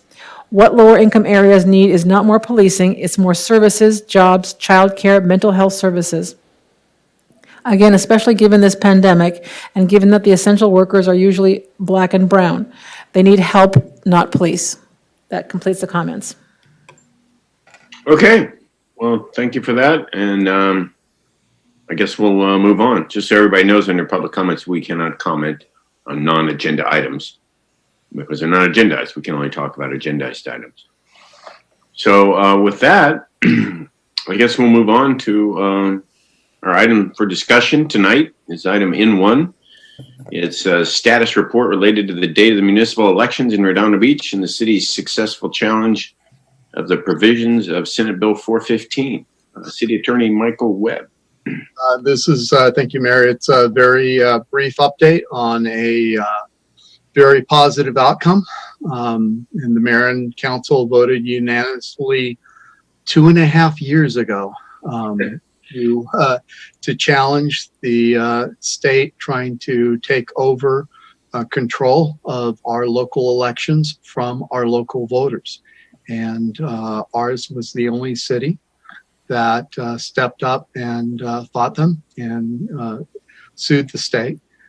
We got tremendous help, though, from the California League of Cities. I served 2 terms on their amicus committee where we decide which briefs we'd support, file amicus briefs. And so I knew the general counsel from that time. I approached him. They never get involved at the trial level. It's almost always at the appellate level, but they stepped up. And they even filed a brief in the trial level. They approached San Francisco. The San Francisco city attorney is the one who wrote a great amicus brief at the trial level and at the state level. And we could talk about how the Redondo experience and the difficulty with following the law and the loss of the control over our voters, that they could give it a statewide context. And the state fought us hard. When we got the trial court ruling that it was unconstitutional under the state constitution to apply it to cities, they appealed to the state appellate court. We got a unanimous decision that it didn't apply to the California Voter Participation Rights Act, didn't apply to charter cities, which is the position we'd taken all along. And that's the reason, from talking to the league, that's why there wasn't any opposition from charter cities, because no one thought it applied to charter cities. When the state legislature means to apply it to charter cities, they know how to do it. And in this case, the league's the state assembly council said, we don't know it applies to charter cities. So, and they didn't leave it alone at that. They filed the petition for review with the Supreme Court that we opposed. And finally, last week, we got the final word that the case is over. There's no federal issue, so they can't go beyond the California Supreme Court. They had the final word. And as the city clerk can tell you, based on the experience as it's developed, that will probably, most importantly, leave control of the voters' hands, but it will save us at least $300,000 per election. Eleanor? Yeah, so, with the new system with LA County, pretty much it's, we normally did our elections for about $250,000, going up to $300,000. And even with the county, and when they went to the new system, it went up to about $600,000. And even for an all-mail ballot, it was $250,000 the last time, and now this time with the new system, they were going to go $600,000. And I know cities around neighboring cities have also been upset because they went from like $300,000 to $600,000. Majority of the cities out there, and I also have cities now, wanting to know more information about how we're doing it. We've got vendors, they're not doing anything on 2021, so we're getting some pretty good deals, and we've got quotes and things like that, which you'll be seeing the contracts coming up pretty soon, and even just recently, the school district was looking at putting a ballot measure in November. And it used to be, especially with a presidential election, around $50,000, and it's going to be about $200,000 if they wanted to do it that way. So they're going to wait because obviously that's just expensive, especially when it's a presidential election and you have a lot of agencies participating. So I think that's pretty much it. So you can see there is a benefit to being the only city with San Francisco's help willing to challenge the state, because we're in a definite buyer's market because no one else is holding their elections in March. And although I know there was division on how to comply with the law if we had to, I appreciate the unanimity in directing me to take on the legislation. It makes it much easier to have success when we have that unanimity with the mayor and council. And I think, sadly, they could choose to amend it. I don't think they will, but the issues of the state taking over cities' charter authority is only going to perpetuate or maybe get worse, as the mayor talked about, SB 902, and at your direction, I helped write the letter where they're seeking to authorize councils to ignore the explicit will of the people when they pass an initiative regarding housing. And so I think it was an important step to take, and probably, unfortunately, not the last step. And with that, it's nothing but a good news item. Yeah, thank you, Mike and Eleanor, for that info. It was a huge win. And 2.5 years is probably a land speed record in courts these days, even though it seems like a long time, especially to have gone all the way to the Supreme Court, be appealed anyway. Just so everybody knows what we're talking about, it might have gotten lost in SB 415. What it was, folks, was a Senate bill that required cities to align their local elections with the general elections of the state. In California is November and in March. I think we could hold an election an even year in March. So Redondo Beach holds their elections in odd years in March. It's part of their city charter. One of the reasons the state was passing legislation to force these elections to their elections was because they claimed there was better turnout. And it turns out that in some years there was better turnout, and other years there was not better turnout. So we're a charter city. There's about 123 charter cities in California. We get to set our elections. It's quite clear in the Constitution. We get to call our own elections. And the state passed a law saying, well, no, there's a state interest, and so we're just going to overrule your city charter. They didn't word it properly, and we won our lawsuit. We were kind of on our own, which, some cities were going to help us, and then when it came time, they backed away. I can remember Pasadena making noise that they were going to help us, and they never did. So we went on our own, and we won, and now the prices have doubled, and now everybody wants to know how we did it. So it's a great win, Mike, and congratulations. And Eleanor, I'm really happy for you. And here we are, saving a lot of money, having our own elections. Doesn't surprise me. So it's a great news item. And thanks for bringing it up. Councilmember Grant. I just want to say congratulations to you, Mike, you and your staff. Well done. And you guys really fought hard for our city. The correct thing prevailed, and that's wonderful. And Eleanor, thank you for all your hard work as well. So it's going to be interesting. So thank you very much. So there's no action to take here. It's just more of an information item, and educate the public. A lot of legal things happen, and it's important for us to celebrate the victories as well as figure out a way to deal with losses. So this is a big victory. So thanks for putting it on the agenda and explaining it. Thank you. And our next election will be in March of 2021 instead of this November. Correct. A lot of, or later, there was a lot of disagreement about how to handle that. And so we went in and decided to sue the city, and we won. So, okay. With that. And Mayor, we have no comments on this one. Thank you. I almost forgot. Next up is item 01, discussion and possible action regarding the city's local emergency pertaining to COVID-19. Receive and file city's current summary of emergency orders and provide direction if needed. So, City Manager Joe Hefkin, go right ahead. Yes, good evening, Mayor, members of the council, members of the public. We have this item on the agenda again for you tonight. Pretty much every meeting since we first declared a local emergency due to COVID-19, we've had reports like this on the agenda. Some nights it's confirming an earlier action that I took in my capacity as Director of Emergency Services. Other times it's like tonight where it's informational, an opportunity to review kind of the status of things, opportunity for you to talk about different options and provide direction. I think this is the 11th such report that we've given to you. We first declared a local emergency on March 12th. So we've been at this for several months.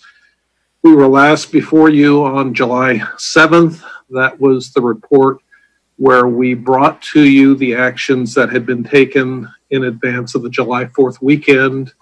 You adopted a resolution confirming those decisions, and that was your last review of COVID-19 and related issues.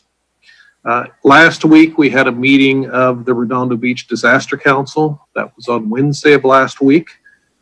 We are really one of the only cities in the South Bay that has a disaster council that's been appointed. Carson has a disaster council. We have a disaster council. No other cities, I believe, in the South Bay have gone the route of appointing a disaster council. We've had 4 meetings.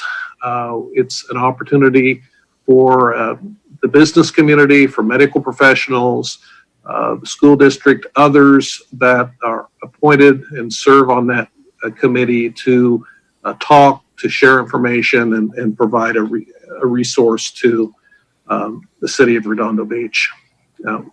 We have seen the number of cases of COVID-19 in the county increase significantly over the course of the last couple of months. We did hear from the medical advisors on the disaster council that while the trend is not good, that there is capacity in hospitals, both in terms of ICU rooms as well as ventilators. that capacity has remained steady. And so it's an area of concern for the county, an area of concern for us. Our numbers are not as bad as many other cities in LA County. I'll just go over the numbers that were released today. Total cases in LA County, 161,673 positive cases of COVID-19, 4,154 deaths. Redondo Beach has 353 cases and 9 deaths. There are calculations or analysis on LA County Public Health Department's webpage that talks about these numbers on a per capita basis. Redondo Beach has a per capita amount of 514. Obviously, the lower the number, the better. Other cities have significantly higher numbers of cases on a per capita basis. I have that information if you're interested. What we have also seen since your last meeting is action by the state to again close bars, to close indoor dining at restaurants, indoor malls, salons, and the like. We've provided you information about the permits that have been issued to move operations outdoors to the extent provided by law. We also have continued to coordinate with each city's health district and our neighboring cities. And in fact, Tom Backley is on the call tonight and would like to have him make a few comments about a new program that we've participated in related to the business community and helping businesses get back in operation. So Tom, if you're on, if you want to power up. Great, thanks, Joe. Hello, Mayor and Council. Just wanted to give you a brief update on our Safe in the South Bay program. We were able to partner with the Chambers of Commerce of Redondo, Manhattan, and Hermosa. And then El Segundo has joined in as well. So what started off as a program for businesses to basically come in and certify and take a pledge. We're borrowing a page out of the blue zones and having businesses basically make a pledge or certify a safe environment. We're also requiring them to post the LA County guidelines. And then when they do that, they will receive a Safe in the South Bay decal that they can put on their website as well as on their windows. And so with a little over a week of launching this, we have 80 businesses in the South Bay that are interested in this.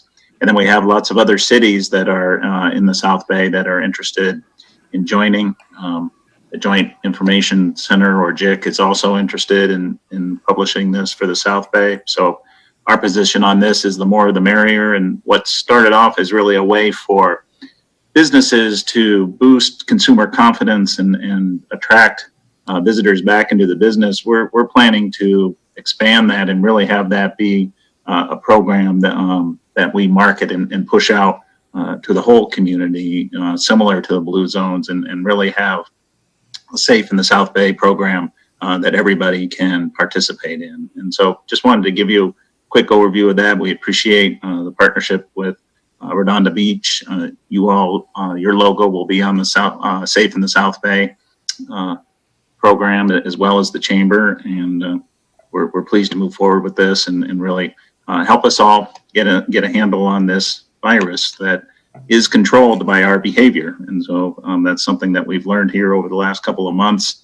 The numbers that Joe talked about, we've seen the spike here in the South Bay, and it did correlate with some of the openings, but we can affect the outcome and encourage people to safely come back to businesses as well as participate in the community. And so that's what the Safe in the South Bay program is all about. Okay, thank you, Tom. What are some of the key elements of a Safe in the South Bay, coming back to the businesses and such? Yeah, well, the biggest element is that they're pledging what they're doing to keep their employees as well as their customers safe. with wearing masks, with PPE equipment, with physical distancing. And so what they're doing is they're certifying that they're doing that, and then they're posting it on their window.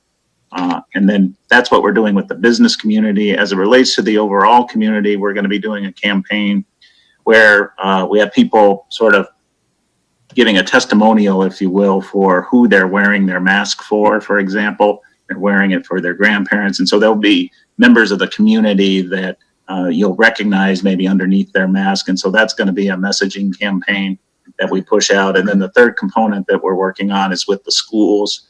We're working very closely with them, and given the orders that are coming down from the state with the schools, we're really focusing on social emotional health and mental health. We'll continue to do that with the whole community, but with the schools, we're going to focus social, emotional, mental health.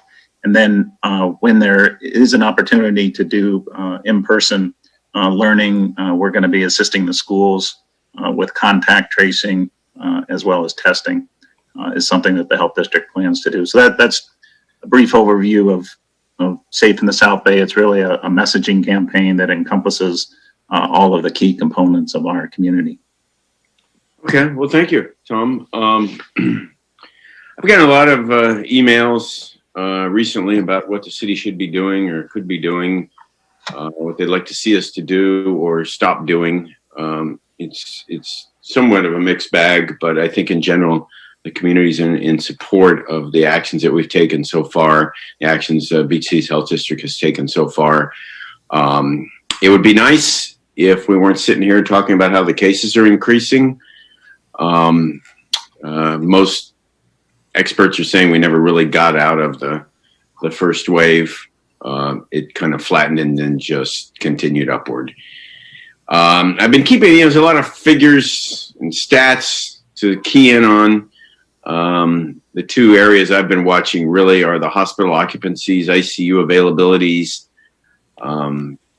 and, respirators, things like that. I mean, that's really where the rubber meets the road, so to speak, and why all the health professionals are encouraging everyone to be so careful, because it's so contagious, and because other communities, other counties, states, other countries have had terrible, terrible runs on their hospitals where they've had to make decisions like who gets a respirator and who doesn't.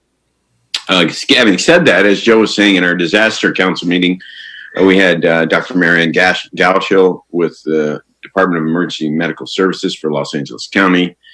And it was on one of my Zoom live Facebooks, explained quite well down to the number of ventilators available, down to the number of ICU beds available in the county. And likewise, I talked today to the CEO of Torrance Memorial Hospital, Craig Leach. I also spoke with the CEO of a little company, Mary Hospital in Torrance, a guy by the name of Gary Olney. I took some notes. I thought I'd share some of their stats with you and their thoughts. Both of them said that they basically peaked in April. Torrance Memorial was at like 55, 60 COVID patients. Little company of Mary was a little bit higher than that. I think they got to 88. And this was all in late April. And they both tracked the same curve, bottomed out around Memorial Day weekend. Torrance was down to 10 or 15 COVID cases, and little company was down to like 14. And so everybody's feeling pretty good about everything. And we started opening things back up, which made sense. And me personally, I was expecting a case increase. Obviously, if you open things back up, then there's going to be some spread. And both hospital chiefs expected that, but they're very nervous, and they wanted me to send that message that things are definitely going in the wrong direction, and they're getting close to reaching where they were at the peak back in April. So, the three things that both of them said were important were social distancing, masking, and hand washing.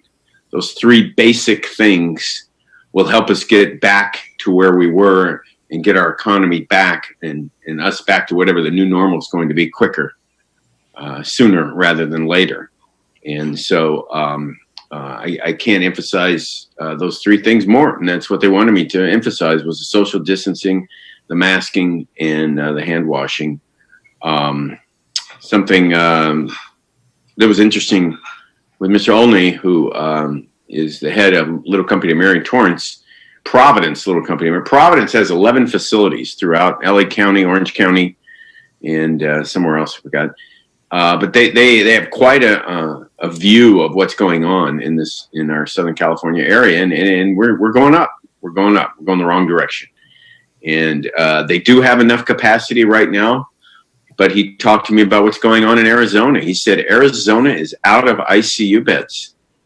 He said Arizona's staff is tapped out. They're having to bring people in to staff the hospitals because their staff are getting sick and they're losing staff. And so he said, we do not want to become Arizona. And so, they're just expressing great caution, and that the things that we're doing are extremely important. And that means mask wearing. And the thing you didn't mention, Joe, that's happened since we last met is Manhattan Beach has begun to write tickets for people not wearing masks out in public. And you're starting to see that now. They hired a firm to go around and do this.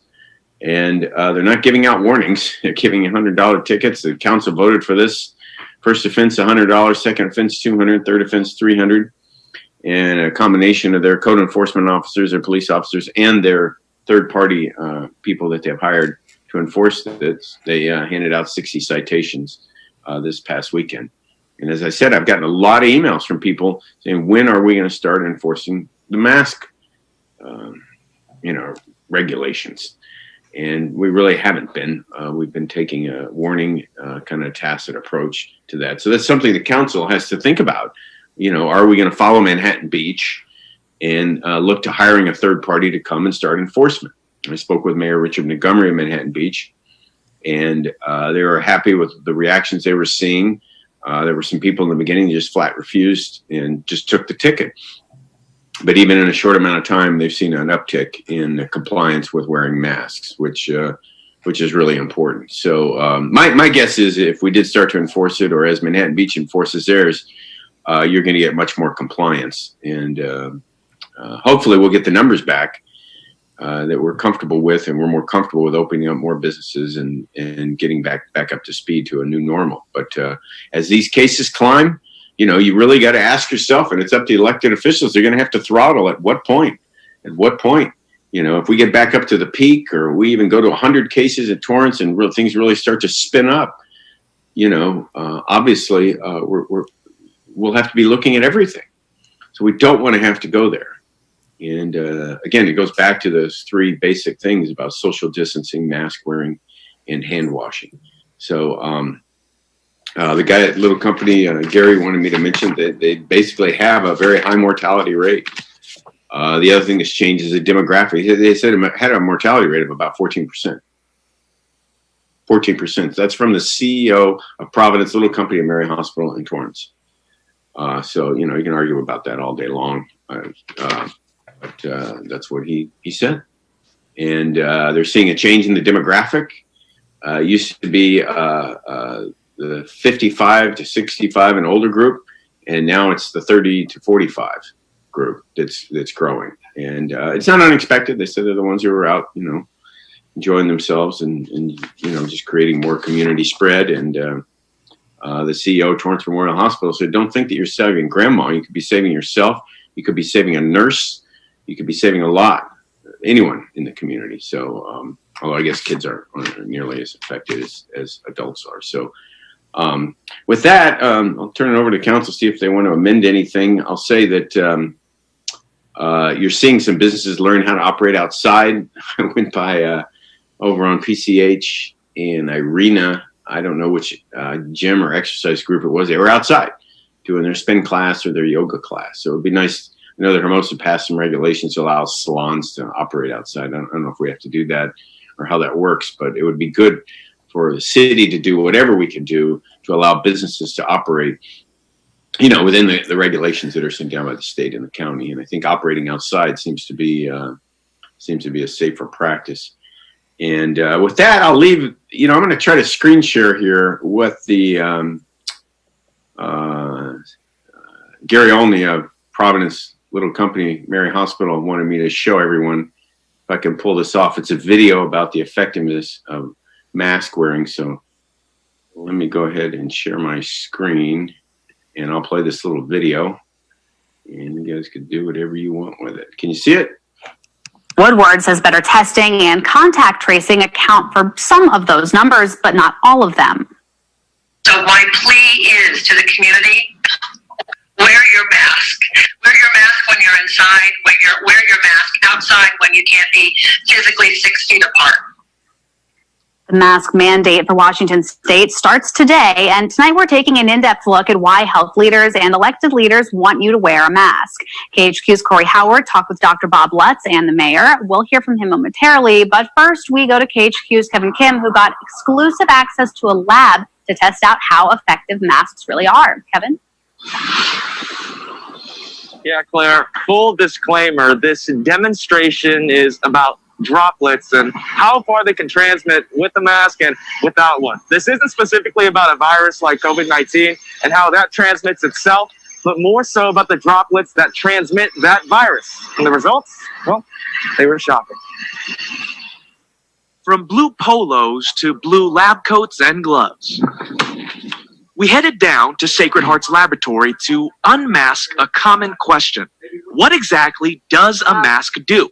So we teamed up with the hospital's microbiology director, Dr. Rich Davis. This one will be no mask. It's a demonstration of where respiratory droplets go and how easy they are to transmit and how a mask is effective at blocking those. That's really the key takeaway. Here's how this demonstration worked. I had a petri dish in front of my face as if it's another person's face. Then, with and without a mask, I talked. Hey, how you doing? Sang. Somebody once told me the world is gonna roll me. Coughed. And sneezed. We also tried coughing with and without a mask from 2 feet away, 4 feet away, and 6 feet away. Dr. Davis put the dishes in an incubator, and we waited 24 hours for our results. So these are the plates that you were interacting with yesterday, with or without a mask. Let's start with the face-to-face demonstration. Mask on the left, no mask on the right. Let's go with talking first. What's a mask? Oh, that looks good. Talking without a... Oh, okay. I'm actually shocked there's any at all. I'm going to be completely honest with you. Next up, singing. This was Changes by Tupac, and this was Smash Mouth. Things will never be the same, never be the same, yeah. Pretty similar to talking. But Dr. Davis brought up a good point about one of nightlife's most popular activities. Like karaoke night, when that microphone after the night, I'm sure it's pretty gross and wet. So now we've got coughing. So this was just two coughs. Really? That's crazy. Remember, all those yellow dots, that's where bacteria grew after the droplets out of my mouth landed there. But those droplets were nothing compared to the ones from sneezing. First, mask on. What? Okay, I'm terrified to look at this one. This is no mask. Ooh! Oh, good Lord. When I had my mask on, no yellow dots. But when I didn't, there was always something. What this kind of goes to show is that most of those, heavy, fat droplets that are going to come out of your mouth, that are going to have bacteria, they're going to have viruses potentially, they're going to get caught and not go forward into, the space in front. It was the same case for the social distancing demonstration. So yesterday I was standing right here. No mask, with a mask, 4 feet. You can see it's less, but still pretty prevalent. 6 feet. Oh, okay. Yeah, it's just one or two few up there. So there really is that distance difference where the droplets that you're producing by coughing are pretty much, a lot of them are falling out of the air. To me, I think we're coming into a new reality where masks fit into that very social conscious paradigm. You do simple things that everyone can do. It's not going to be 100% effective, but if we all do it, it's going to definitely make a difference in preventing things from spreading one person to another. Okay, so I think you guys get the message. Masks work, and I think if we get more compliance, we're going to be able to get our economy back. and get back to a newer normal quicker than if we don't. And these are kind of things, distancing, mask wearing, hand washing, that'll get us back on track, because we are off track, and I think we need to understand that and figure out what we can do to get back on track. So with that, I guess I'll turn it over to Councilmember Horvath.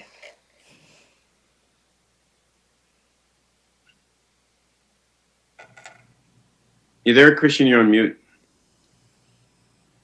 Thank you, Mr. Mayor. I'd love it if you could send each of us a copy of that Send out bagels and positivity all over town. video so we can each share it to our mailing lists and on social media, because I think that's a really good visual representation that some people need to see, especially those who maybe don't think masks are important. And I'm glad, I appreciate everything that you brought up, because I raised my hand to potentially revisit the conversation we had back in April, where we weren't necessarily seeing eye to eye on whether we should recommend masks or should we say face coverings. I know there was, feelings kind of on both sides of that, but I'm getting the same type of emails and having a lot of conversations with people as it relates to mask wearing. And when Manhattan Beach did come out with the ordinance and the citation, people were like, well, are we going to do the same? So I realize this has become an extremely politicized conversation here, but like I said, that very last meeting we had in chambers, I would rather always err on the side of caution, because our job is to also look out for the public health of our residents and their quality of life. And I would always rather err on the side of caution than not. And clearly, just as that video showed, we are a community, and that means we work collectively together to hopefully take care of each other. We as a city are taking care. We're a service agency. We take care of our residents. And so I think it would behoove us to at least have a conversation tonight around masks, potentially, whether that is a recommendation or a mandate, whether there is a citation around that. I think if we left this meeting with some decision one way or the other, that would probably be the best thing we could do. I know Councilman Lowenstein had some concerns about, whether people could get masks back in April, and I think that was probably a valid point then. But you see so many people now online; they're making masks. PPE has been easier for people to get, and quite frankly, I think other people are doing what I think I saw the mayor do, right? Using bandanas, or they're being very clever in what they can do to just cover their face, and that's really at the end of the day the most important thing is just to cover the nose and the mouth completely. So it doesn't matter how you do it and what what you're using. Somebody like my wife clearly has to use an N95 all day when she's at work. The rest of us don't necessarily have to do that. So I just wanted to express that I'd love to have that conversation tonight. I'm definitely in support of masks and would love to hear what everybody else has to say. And that's it right now. Thank you. Okay, Councilmember Nairnon. Thank you, Mayor Brand. Joe, we've got a lot of hair salons in Redondo, specifically Riviera Village. Does our current, or actually maybe this is going to be more towards Brandy, but regarding them being able to do their business outside, Hermosa passed an executive order last week, Friday, I believe it was, allowing the use of outside areas for hair salons and essentially inside activity has been banned, to allow that now outside. Do we need such an ordinance to allow that to move forward? Well, I can answer. Not ordinance. Sorry, executive order. We don't need anything. We're ahead of that.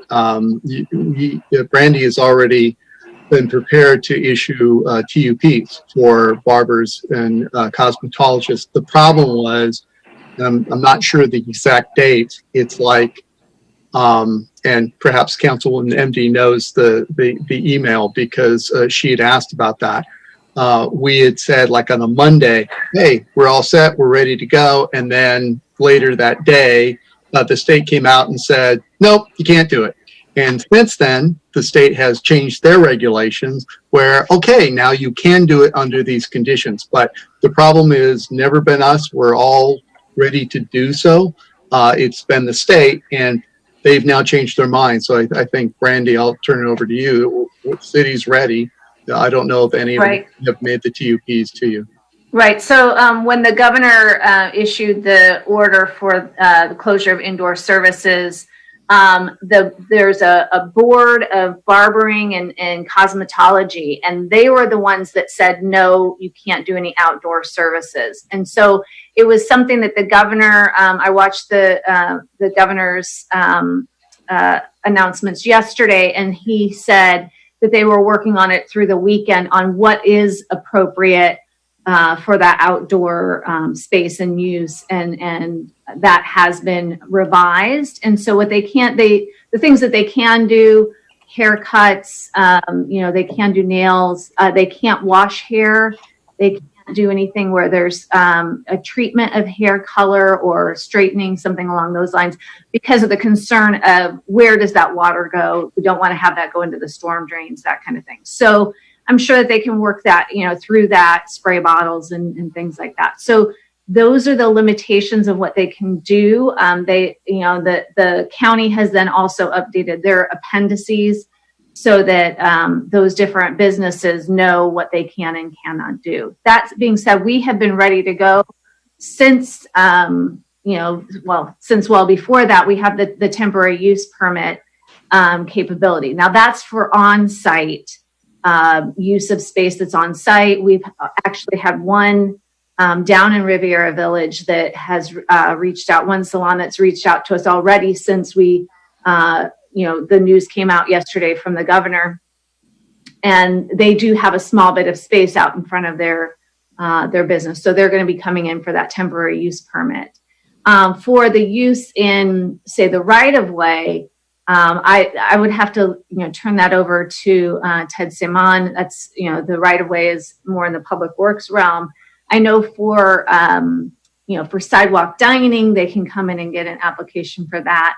Not everybody who's using the sidewalk has done that. One of the things to take into consideration as a city council is for that use of the right of way, there's not been that same suspension of fees. So if somebody wants to do sidewalk dining, for example, or do any other use in that public right-of-way space, they'd still have to pay the fee versus the temporary use permit. If you recall back at the beginning of June, the city council suspended that fee for the temporary use permits through the emergency orders. Okay. So I will continue to send that TUP permit application to the hair salons and everyone who asked me, like I've been doing the last, few weeks. We've actually updated the packet. So I'll make sure that all the council members have that. So we have the packet that's geared more towards restaurants, and then there's a packet that's geared more towards non-restaurant businesses, gyms, salons, that kind of thing. Perfect. That would be great. Yeah. That way I can move that forward. That's awesome. Thank you. The other thing I wanted to bring up is, a lot of restaurants are on their last leg overall. If another actual shutdown comes in, it's going to be goodbye to a lot of these restaurants. I was dining somewhere earlier today for lunch, and they were saying how much money they lost in food inventory costs from the last shutdown they just had to deal with. Joe, how much money did we get from the CARES Act that we didn't think we were getting? It's $880,000. Well, first of all, we've not received anything yet. We will receive upwards of that amount. That will be for added costs that the cities had related to the COVID-19 response. So it's on the expenditure side. It's not that we can file a claim because our sales tax is down or because our TOT is down. It's not lost revenue. It's added new expenditures that we didn't budget for. So it's slightly over $800,000. Okay. I want to start having this conversation tonight, and maybe we can start moving something forward for the next council meeting, an application process where we can put aside a few $100,000 for small businesses in Redondo Beach to aid them in opening up outdoor dining and outdoor activities that they need if they need money, loans. I know the Riviera Village, the Riviera bid has forwarded those costs. It's a huge number. People wouldn't be surprised, probably not, maybe not, as to how much it is, but they have 3 phases, and they can only fund the first 2 phases. The third phase is going to have to come on an as needed basis. And I'd like to have the city come through and start seeing what we can do, put aside from that money that we have, whether it's from the money that we're getting or on some of our savings account, and invest in ourselves, invest in the businesses that we have, because we cannot see sales tax revenues long-term be absolutely destroyed by another shutdown or extension of these shutdowns. So Joe, we can redirect some of these funds into a program that we can set up here in the next few weeks to possibly help businesses out on a loan basis. We would have to research that to see if that's an eligible use of those funds. Unless Marnie's on and knows the answer to that, I don't know the answer to that at this point. Marnie, are you there?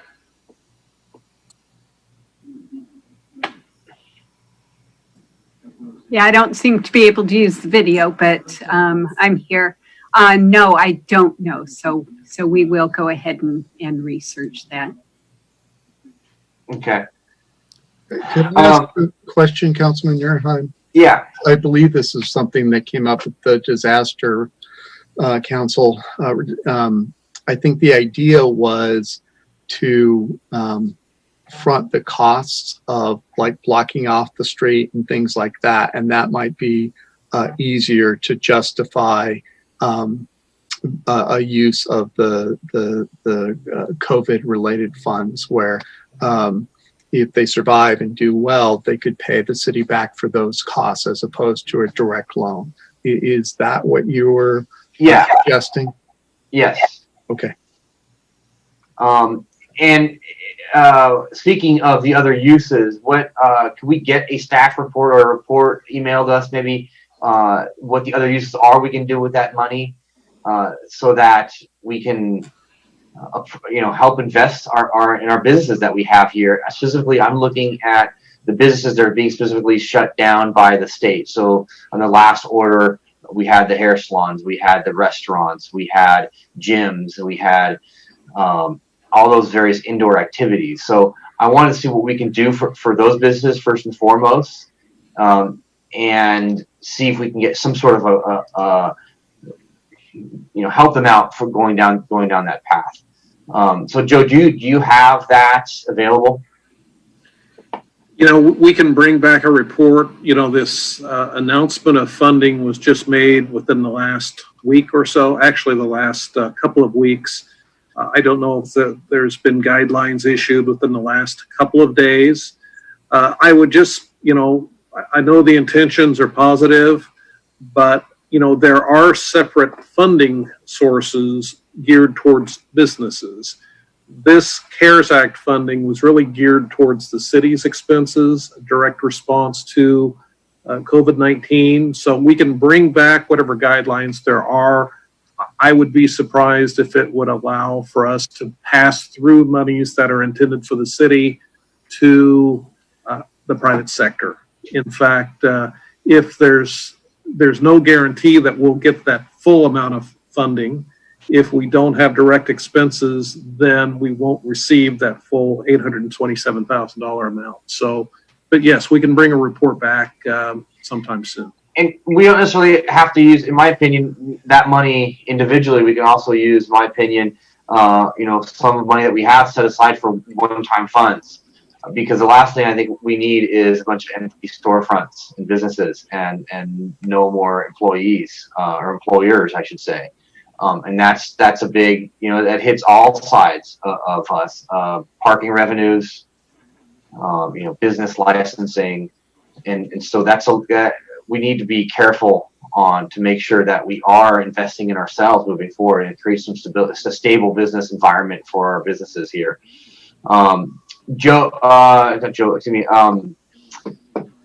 Ted, updates on, I know I asked last week to you regarding getting more bike racks down the Riviera Village. I just saw it again the other day. We have a tremendous amount of biking activity coming down to the Riviera Village, which is awesome. It's great to see, but they're now piling bikes up in places that, it is kind of questionable, and some places that are really good that we can put some bike racks.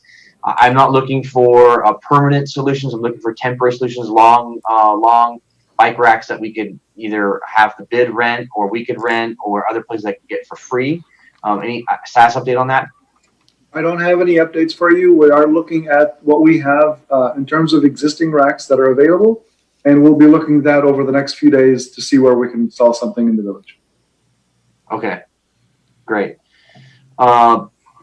And then I believe last time we spoke at the last council meeting, maybe it was offline, extension for the garden patio dining till the end of September won't be a problem, or shouldn't be a problem administrative, and after that we're going to have to start dealing with some engineering issues, correct? Absolutely, yes. These are all designed for dry weather conditions, and if they're starting to look at anything beyond that, they've got to have some good engineering in order to address that. Okay. I really want to make sure we start on that now. Let me know what we need, Joe. Let me know what we need to get that going. There's, like I said, a significant 6-figure number investment in those garden patios. And if we need to work through the issues, I believe Coastal Commission just allowed us to use as many more open parking spots that we want in the village. We did. We received the waiver, thanks to Brandy again, for the entire segment of Catalina between Avenue I and Palos Verdes Boulevard. So we do have that available, and we've made that information available to the Village Association. Perfect. What about Avenue I, where Study Hat is at, in those areas in Calaveras? At this point, they have not. Initially, we'd heard about an expansion into Phase 2 that predominantly identified Catalina. Brandy and I sort of gave a quick perusal of some of the other streets. A lot of them weren't quite conducive. They may not have had the same type of conditions. I've heard from Alan about one particular location on Avenue I, but at this point, we've not requested anything on anywhere except on Catalina itself. Okay. Let's see. I think that's it for now. Thank you. Okay, thank you, Councilmember Nierenheim. I would say first thanks to staff, Brandy, Ted, your whole team, everything you've done to make that the patio dining work. It's really, really been a huge hit.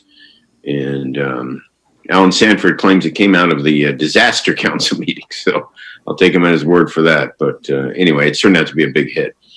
The other thing I would want to say, Joe, is whatever way we can justify these monies coming in, we need to pay close attention to that. Talking to Manhattan Beach, between the FEMA money and the state money, they're paying the third party to do the enforcement. So it's not coming out of the city's coffers.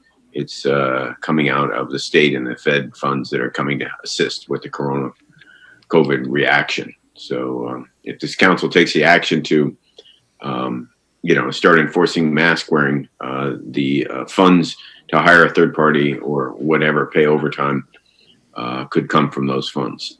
So anyway, with that, Councilmember Lowenstein.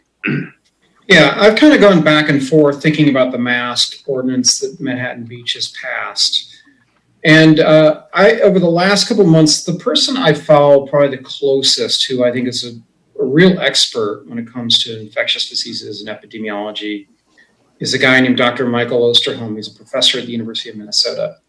And I think he's been actually more accurate than pretty much anybody that's out there, including Dr. Fauci, Dr. Birx, whoever you want to look at. He wrote a book 3 years ago called Deadliest Enemy, Our War Against Killer Germs, and he predicted the pandemic 3 years ago, almost to the T. Exactly. how it would evolve, how it would start, how it would evolve, and how it would spread to the United States and infect a lot of people. So last month, he did an interview with Blue Zones. A lot of you know who Blue Zones is with Dan Buettner. And I want to read to you what he had said specifically about outdoor, because that's really what we're talking about here. We're not so much talking about indoor. A lot of the ordinance we already have covers indoor shopping and restaurants, the mask ordinance. But I want to read to you this passage to see what you all think in terms of this. He said, the message I think we have to say here is being outside is really a very important thing for COVID-19. It's getting fresh air and being able to move and exercise. It turns out that being in the outside environment dissipates these aerosols very, very quickly. Of all the outbreaks that happened in Wuhan, China, where people get together with one infected individual and then transmission occurred, all but one of them occurred inside. Being outside is a really important thing. So I think this is the time of the year when people need to take advantage of parks and walks separated by 6, 10, 12 feet, knowing they can feel very safe about that. It's time and dose. So you're not going to get infected by passing somebody on the path. Again, it's time and dose. That's the good message. Get people out and get them exercising. The challenge is going to family events. We've had a number of outbreaks where funerals, weddings, and family events in general were the source because people congregated together in tight spaces for a long period of time. But if you're not doing that, then I think the risk is actually quite small in getting COVID. So a lot of people that have gotten COVID have lived in multi-generational households, and they're in tight quarters. And if you look at that, that tends to be the case in a lot of places. I think the risk outside is not very strong at all. That's not saying I would encourage people to get together. And, we've been really careful in our family in terms of separating when we go to the beach or wherever. We're masked whenever we can. I just don't know if a mask ordinance for outdoors is really going to solve anything, according to this disease expert. And again, I've been really conservative when it comes to this item, but I'm not sure we're helping anything. And so that's my take on the mask ordinance. I don't know if it's going to prevent anything, but I definitely think we should make sure we enforce indoor mask wearing. So that's where I'm at. Okay, Councilmember Naranam, do you mean to still have your hand up? I do not. I'll take it down. Sorry. Councilmember Horvath, you're next. Thanks, Councilmember Wallenstein. Yeah, we listen to that podcast every week as well, and he does have really good information. And he was even talking about schools this past week. So I agree with you on all the science there that you are discussing, and you're right. I just want to present another thought process here because so my wife, walks like 2 or 3 times a day on the 5 days she doesn't work, and she was unmasked for those first few months, and then at one of my town halls or community meetings, a woman who has like severe health conditions, asthma or whatever, her and her husband spoke up, and she relayed this kind of personal story about how she is afraid to go outside because other people are not wearing masks, or other people are not necessarily kind of veering off to the side when they're walking, right? Keeping that social distance. And so it kind of left this impression with my wife, well, okay, I'll just wear the mask when I'm walking to make somebody else feel better, right? For those people that kind of have that reaction, I think we tend to think about, what's ourselves, right? And so it was an interesting perspective to take away that, like, and as the mayor, kind of said earlier, right? We're wearing masks for you, not for me. So I agree. I don't know if a mandate will do anything, but I guess, the reason why I'm even talking about considering it here is because we've had this lack of consistency in message from the top down for this entire pandemic, right? And when I say the top down, I'm talking from the president to each of the governors and then to the local county levels, and then the city levels. And so, and that I think has created a lot of this confusion. So I'm not sure. I'm not saying that a mandate is the right answer. That's why I wanted to kind of have a conversation around it. I just feel like we sometimes need to model a certain amount of behavior, and even like some of these press conferences that are given every day, right? They're not wearing masks when they're giving the press conference. It's the wrong message to send. You're telling people that they should wear masks and social distance, and yet sometimes they're not doing it even in the confines of those press conferences, right? And so, and I know that there's a lot of people out there that feel like our numbers are really low in Redondo Beach, but I also feel like there is such an enormous amount of fluidity with people that come in and out. So people come here to use the beach aside from ourselves. People here go to work elsewhere.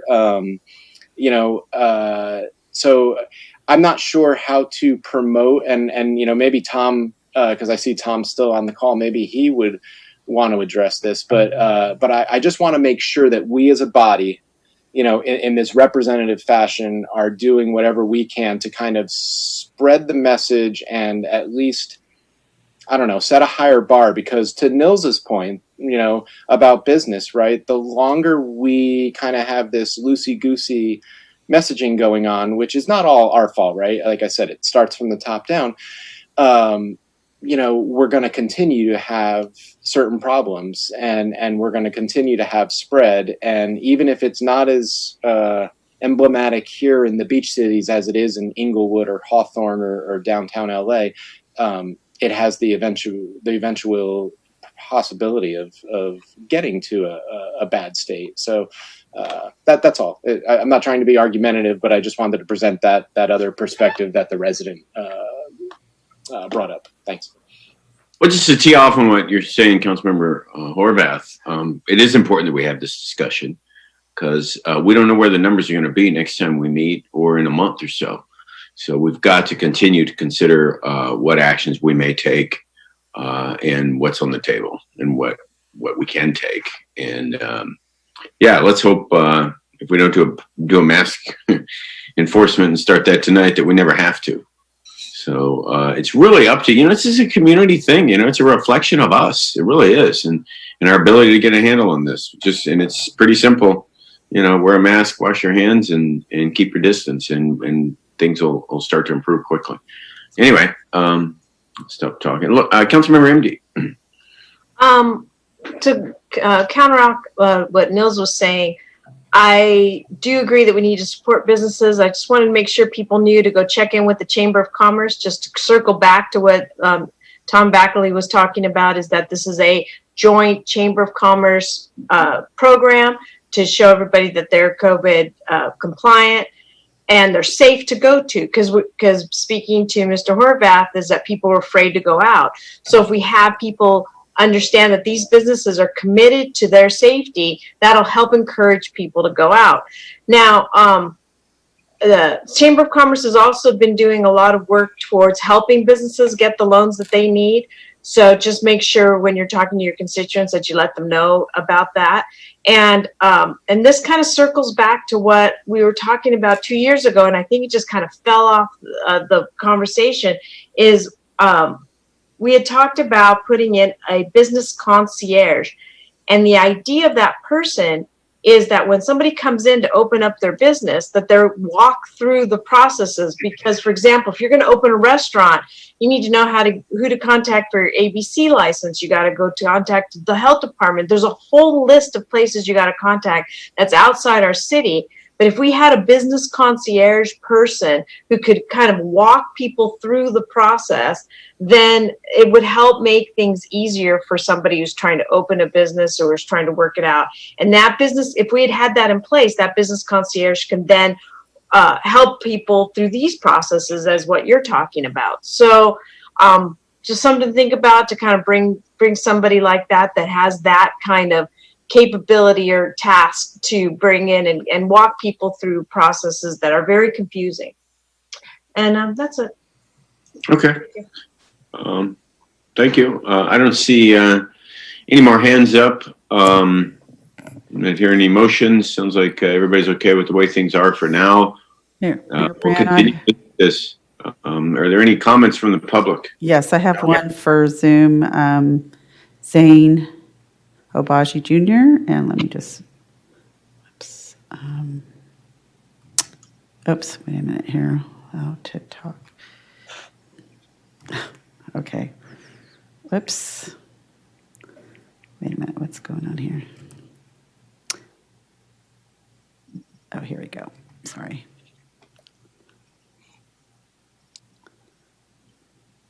Okay. Singh? All right.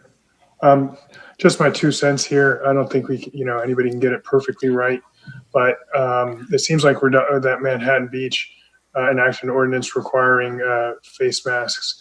And supposedly, if you look out there, there's about 80% of folks wearing face masks.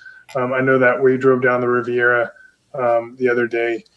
Great that the restaurants are full. Folks are not wearing face masks at all. You would not know that there is COVID going on except for the employees. By the way, if you're looking out for employees, I'm not sure it's serving the employees to have every single patron sitting there with no face mask. Now, I get it that you got to take off your mask to eat, but a lot of the time they're socializing and they don't have a mask on. So maybe a resolution saying the city council highly endorses wearing a face mask in public.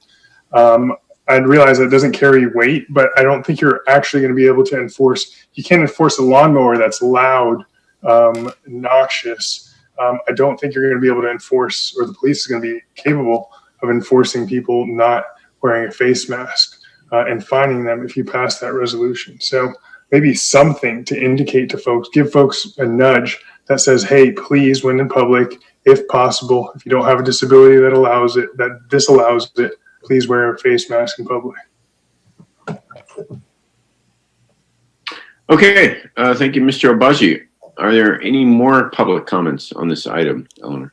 Any e-comments? One e-comment. We have one e-comment submitted by Dean Francois. City should direct RBPD to enforce distancing and mask requirements on the beach in order to avoid the county closing the beaches. Crowds should be controlled through parking restrictions if we face another close down. That concludes comments and e-comment. Okay. Councilmember Horvath. Yeah, so I guess if there was one thing, if we're not willing to take a big jump tonight, then I would say maybe we do what we talked about in April, which is to make a strong recommendation, hopefully unanimous, that the city advises and recommends all people wear, face masks, face coverings, however you want to say it, when out in public in general. And that is a soft approach into it. And then, to the last, the second to last commenter's, point that there didn't seem to be a lot of people in the Riviera Village, which is our most active outdoor area right now, right, from a commerce perspective.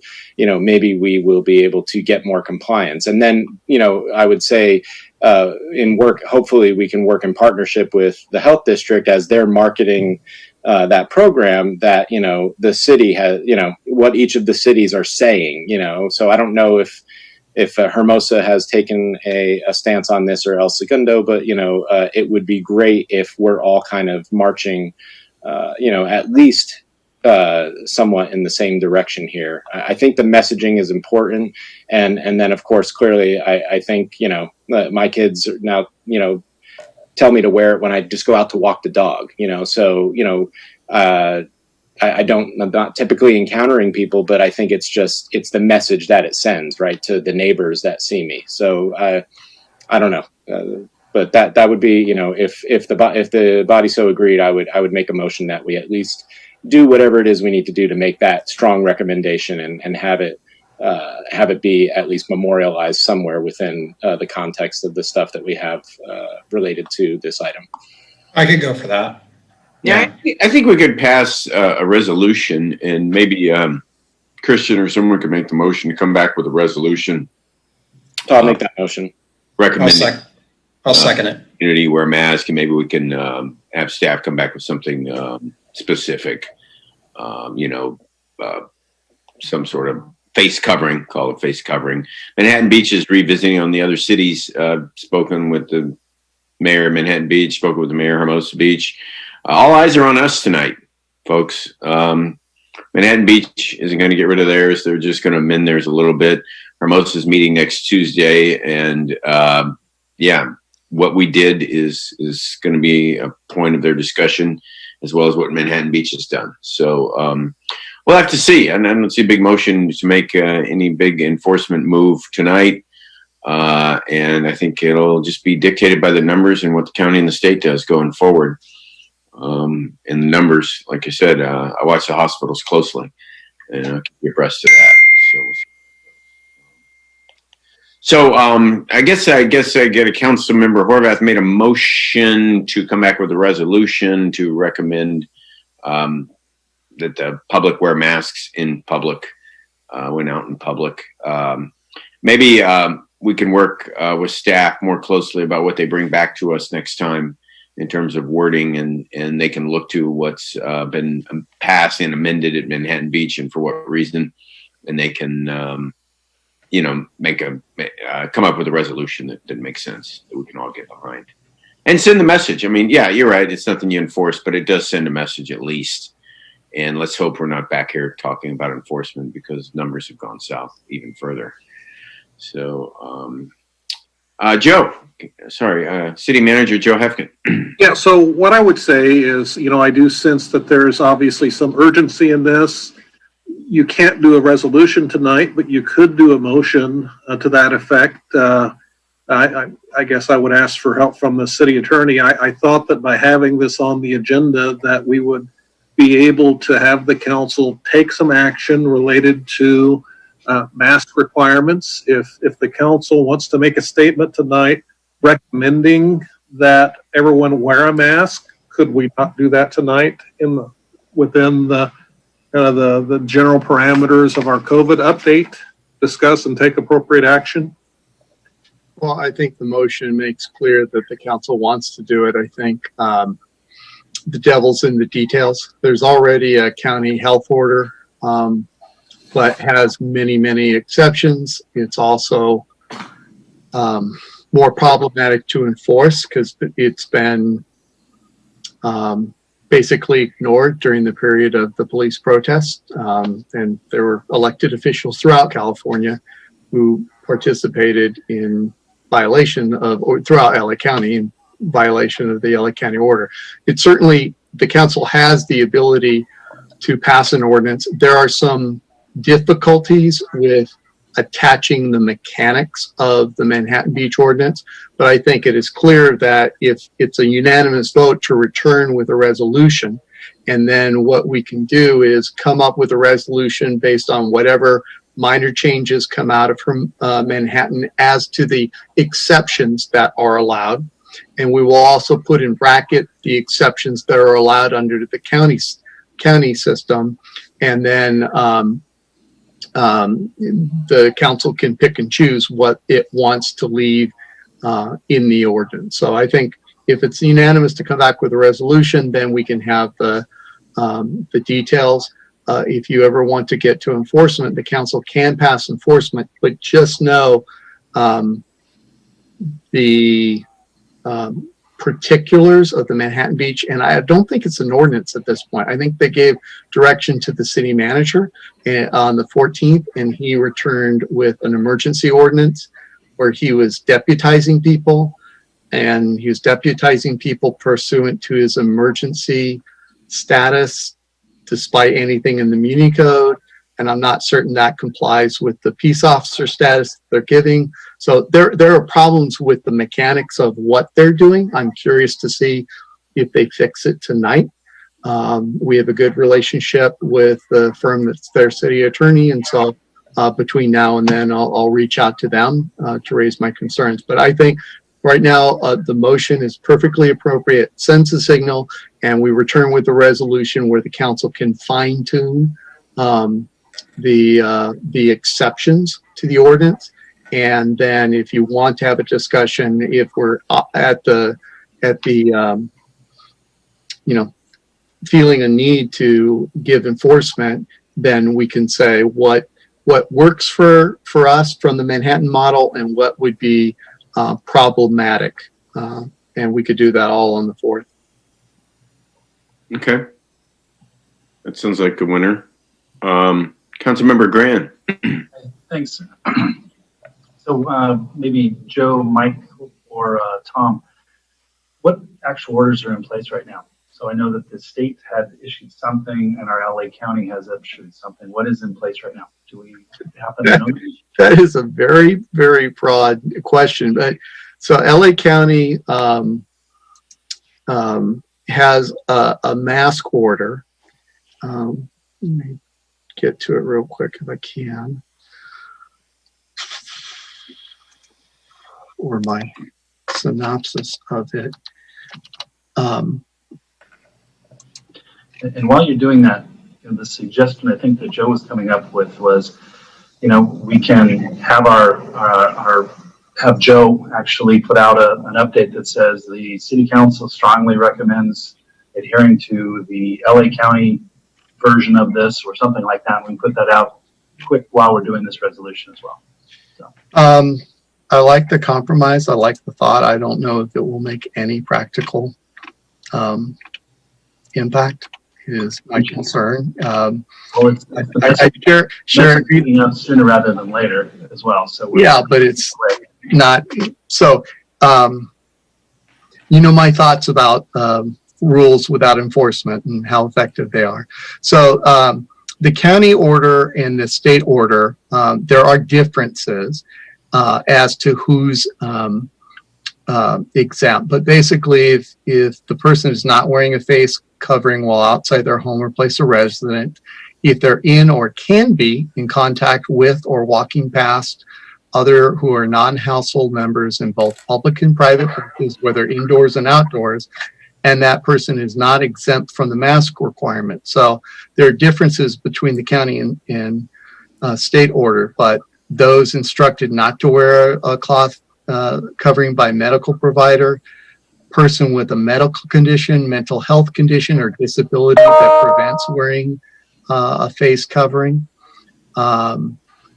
Persons younger than 2, persons who are hearing impaired or in communicating with a person who is hearing impaired, persons who, for wearing a face covering, would create a risk to a person related to their work. It's determined by local, state, or federal regulators or work safety guidelines. Persons who are obtaining a service involving the nose or face, for which the temporary removals. Persons who are seated at a restaurant or other establishment that offers food or beverage service while they're eating or drinking, providing that they are able to maintain a distance of at least 6 feet away from persons who are not members of the same household or residence, and persons who are engaged in outdoor work or recreation such as swimming, walking, hiking, bicycling, or running, when alone or with household members, when they are able to maintain a distance of at least 6 feet from others. So you can see that would, aside from the issue of the non-enforcement during the protests and demonstrations against racism and police brutality, there are a number of exemptions. Now, Hermosa came up with 4, and it's people who are younger than 2, persons with a medical condition, mental health condition, or disability that prevents wearing a face covering, people are hearing impaired or communicating with hearing impaired, and people are swimming or engaged in other walk-based activities. Easier to enforce, but clearly that means, it doesn't, people, if they're running, they're going to have to wear a face mask. It will be harder for the code enforcement or police, whoever you determine to enforce that, to determine about the medical conditions out in the field. They did it as a misdemeanor or an administrative citation, but they have a whole section on administrative citations that Redondo has never had. And in that section, they leave it up to the city attorney or city prosecutor to determine whether they'd file as a misdemeanor or go by administrative citation. They don't have any guidelines for when they do that. So, you can come up with an order. You have to decide what's right, what the exceptions are. And I think it would be good between now and next 2 weeks to become very familiar and determine your thoughts and perhaps your residents' thoughts on what exceptions to have. But you have to give a thought for who's going to enforce that. If you're going to do it by way of ordinance, which takes longer, or you can direct the city manager to issue it pursuant to his emergency power. And are you okay with that being a misdemeanor? If someone is out jogging in the outdoors, as Todd says, not wearing a mask. So it needs more thought. It's not just a simple, hey, we can cut and paste and copy it. But I think this is a good first step. Saying you're clear. Maybe if you're clear, we'll come back with a reso and agendize it. So if you need to take action, you will. But hopefully, if you look at the county or state order and the other cities, what exceptions are you willing to put into the ordinance? Are you okay with it being a misdemeanor? Would you rather it be an infraction? And who are you going to designate to enforce it? And if you do that in 2 weeks, I think we'll be best prepared to try and pull the trigger on that if necessary, if you deem it warranted. Thanks, Mike. That's all I had. Thank you, Councilmember Gran, City Attorney Mike Webb. Councilmember Nierenheim. Thank you, Mayor Friend. Yeah, I'm not in favor of the ordinance of going down a path of an ordinance right now that we have and then try to enforce it. It's the risk versus reward aspect, I think, is high risk, very little reward. Although I am in favor, a huge favor of passing a resolution or even proclamation, just a proclamation saying we fully support this, wearing masks in public for outdoor activity. It's something that we can easily do. So I do fully support that. I will second the motion as is, as long as it's just a proclamation or resolution for wearing masks in public. But I also like to add in there for staff to come back with resources, city resources that we could use for aiding our businesses, and the CARES Act monies that were being allocated to how we can use that and help support our businesses as well. Councilmember Lowenstein already seconded. Oh, you did? Okay. So I'd like to do a friendly amendment then to include the staff report at the next meeting, the monies from the CARES Act, how we could use that for the small businesses, as well as other resources that we could find or have or utilize on our own side to help businesses moving forward. Just a point of order. I don't know if we need to put it in the motion because I got the impression from Joe that he would bring that back at the August 4th meeting. But yeah, that's fine. Okay, that's fine. You're already bringing that back, Joe? Yes, that's right. Yeah. Okay, perfect. All right. Well, we got a motion and a second to come back with a resolution recommending, encouraging people to wear their face coverings, keep their distance. I guess maybe we didn't say that. Hand washing, maybe the three things. I don't know. We can talk it over when it comes back and then decide the wording and maybe work on a little bit leading up to it. Okay. I'll take a vote. Councilmember Nierenheim. Aye. Councilmember Lowenstein. Aye. Councilmember Horvath. Aye. Councilmember Gran. Aye. Councilmember MD. Aye. Okay. Council referrals to staff. Is that it, Joe? Do you have any more city manager items? Actually, I do have a couple of other items. One thing that it's been a while since we've talked about the method of service study and monies that were remaining. A couple of you have asked about that in the past. Today in the mail, we received a check from Southern California Edison in the amount of $72,632 as the differential. So those monies left over from the method of service study. So we've received that refund from Edison that will go back into fund balance. So I wanted to So we originally paid them $150,000, and they've now refunded us $72,000. You said 72,000, almost half of it. Wow. Yeah, so I wanted to let you know that. Nice. And then the other thing too is, as you have your meetings in August, there are some things that we have held off on based on the limitations of receiving public input during our meetings. And so we will be bringing back some items that have been on the docket for a while. We'll have the Torrance and Broadway traffic intersection discussion. That will happen during one of your August meetings. We'll have follow-up report on the Fremona traffic control devices. And then Councilmember Lowenstein asked about dogs in parks, that public hearing has been scheduled for August 18th. So just want to kind of get you prepared for some kind of heavier agendas coming up in August with additional items. So Okay. that's it for me. All right. Thank you, Joe. Councilmember Naranine, did you have any directions to staff? I do. I have one actually. I'd like to get a report at the next council meeting because we're dealing with commission seats right now. We have an organization called HAPLA for the harbor that no longer exists. I'd like to get a report from the city attorney's office to see how we can appoint a person to the harbor commission on behalf of an organization that no longer exists, and so that we can have some clarity on that as an actual report. Will do if the council votes for it.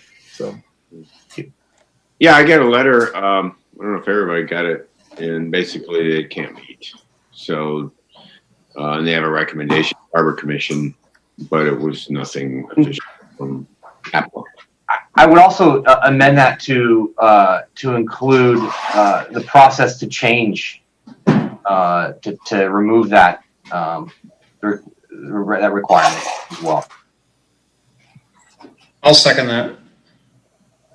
Okay, there's a motion and a second. Councilmember Naranheim? Aye. Councilmember Lowenstein? Aye. Councilmember Horvath? I just need a point of clarification, sorry, on that. Sorry, to remove it or to amend it to be like the pier, there's the King Harbor Association, there's the Redondo Beach Pier Association, like, so I can understand an amendment so that those groups that are representative of that area are the ones on paper versus this HAPLA, which doesn't really exist anymore or was a previous iteration. Is that what you're getting We should have a discussion about it. No, I just want to know if that's what he's getting at, because, yeah. Well, HAPLA doesn't exist anymore, so we're appointing something on behalf of them that doesn't exist anymore. Right, but there's other organizations that have taken the right, and we can address that at the council meeting, or at the, and that's fine. Yeah. It's more a discussion about what to do, I guess. That's fine. Yeah, I just want a clarification, so I'll vote aye. Okay. Councilmember Grant? Aye. Councilmember MD? Aye. Okay, Councilmember Lowenstein, anything else? Councilmember Naranheim? No, I'm good, thank you. Okay, Councilmember Lowenstein? No, thank you. Councilmember Horvath? Nothing at this time, thank you.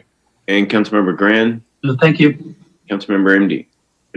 I was wondering if we could get an email just sent to all of us about update on the road residential rehabilitation, because it was if I remember the original schedule, I thought we were supposed to be done by July, and it's now July, and we're not going to meet again till August. And so it's fine if it's been held back. I know that District 3 still was working on their corners last I drove by there, but we just keep promising it's going to get done, and it's not. So I just wanted to, if we can just get an email about that, that'd be great. Yeah, Councilwoman, we can do that for you. And the project was supposed to go into September by date, and they're supposed to complete everything sometime in August.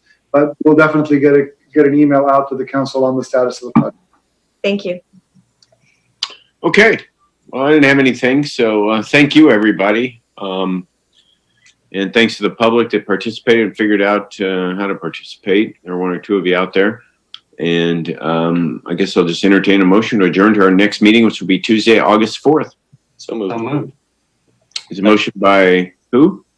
Give it to Nils. Councilmember Horvath, seconded by Naranheim. There you go. Okay. Anyone opposed to us adjourning?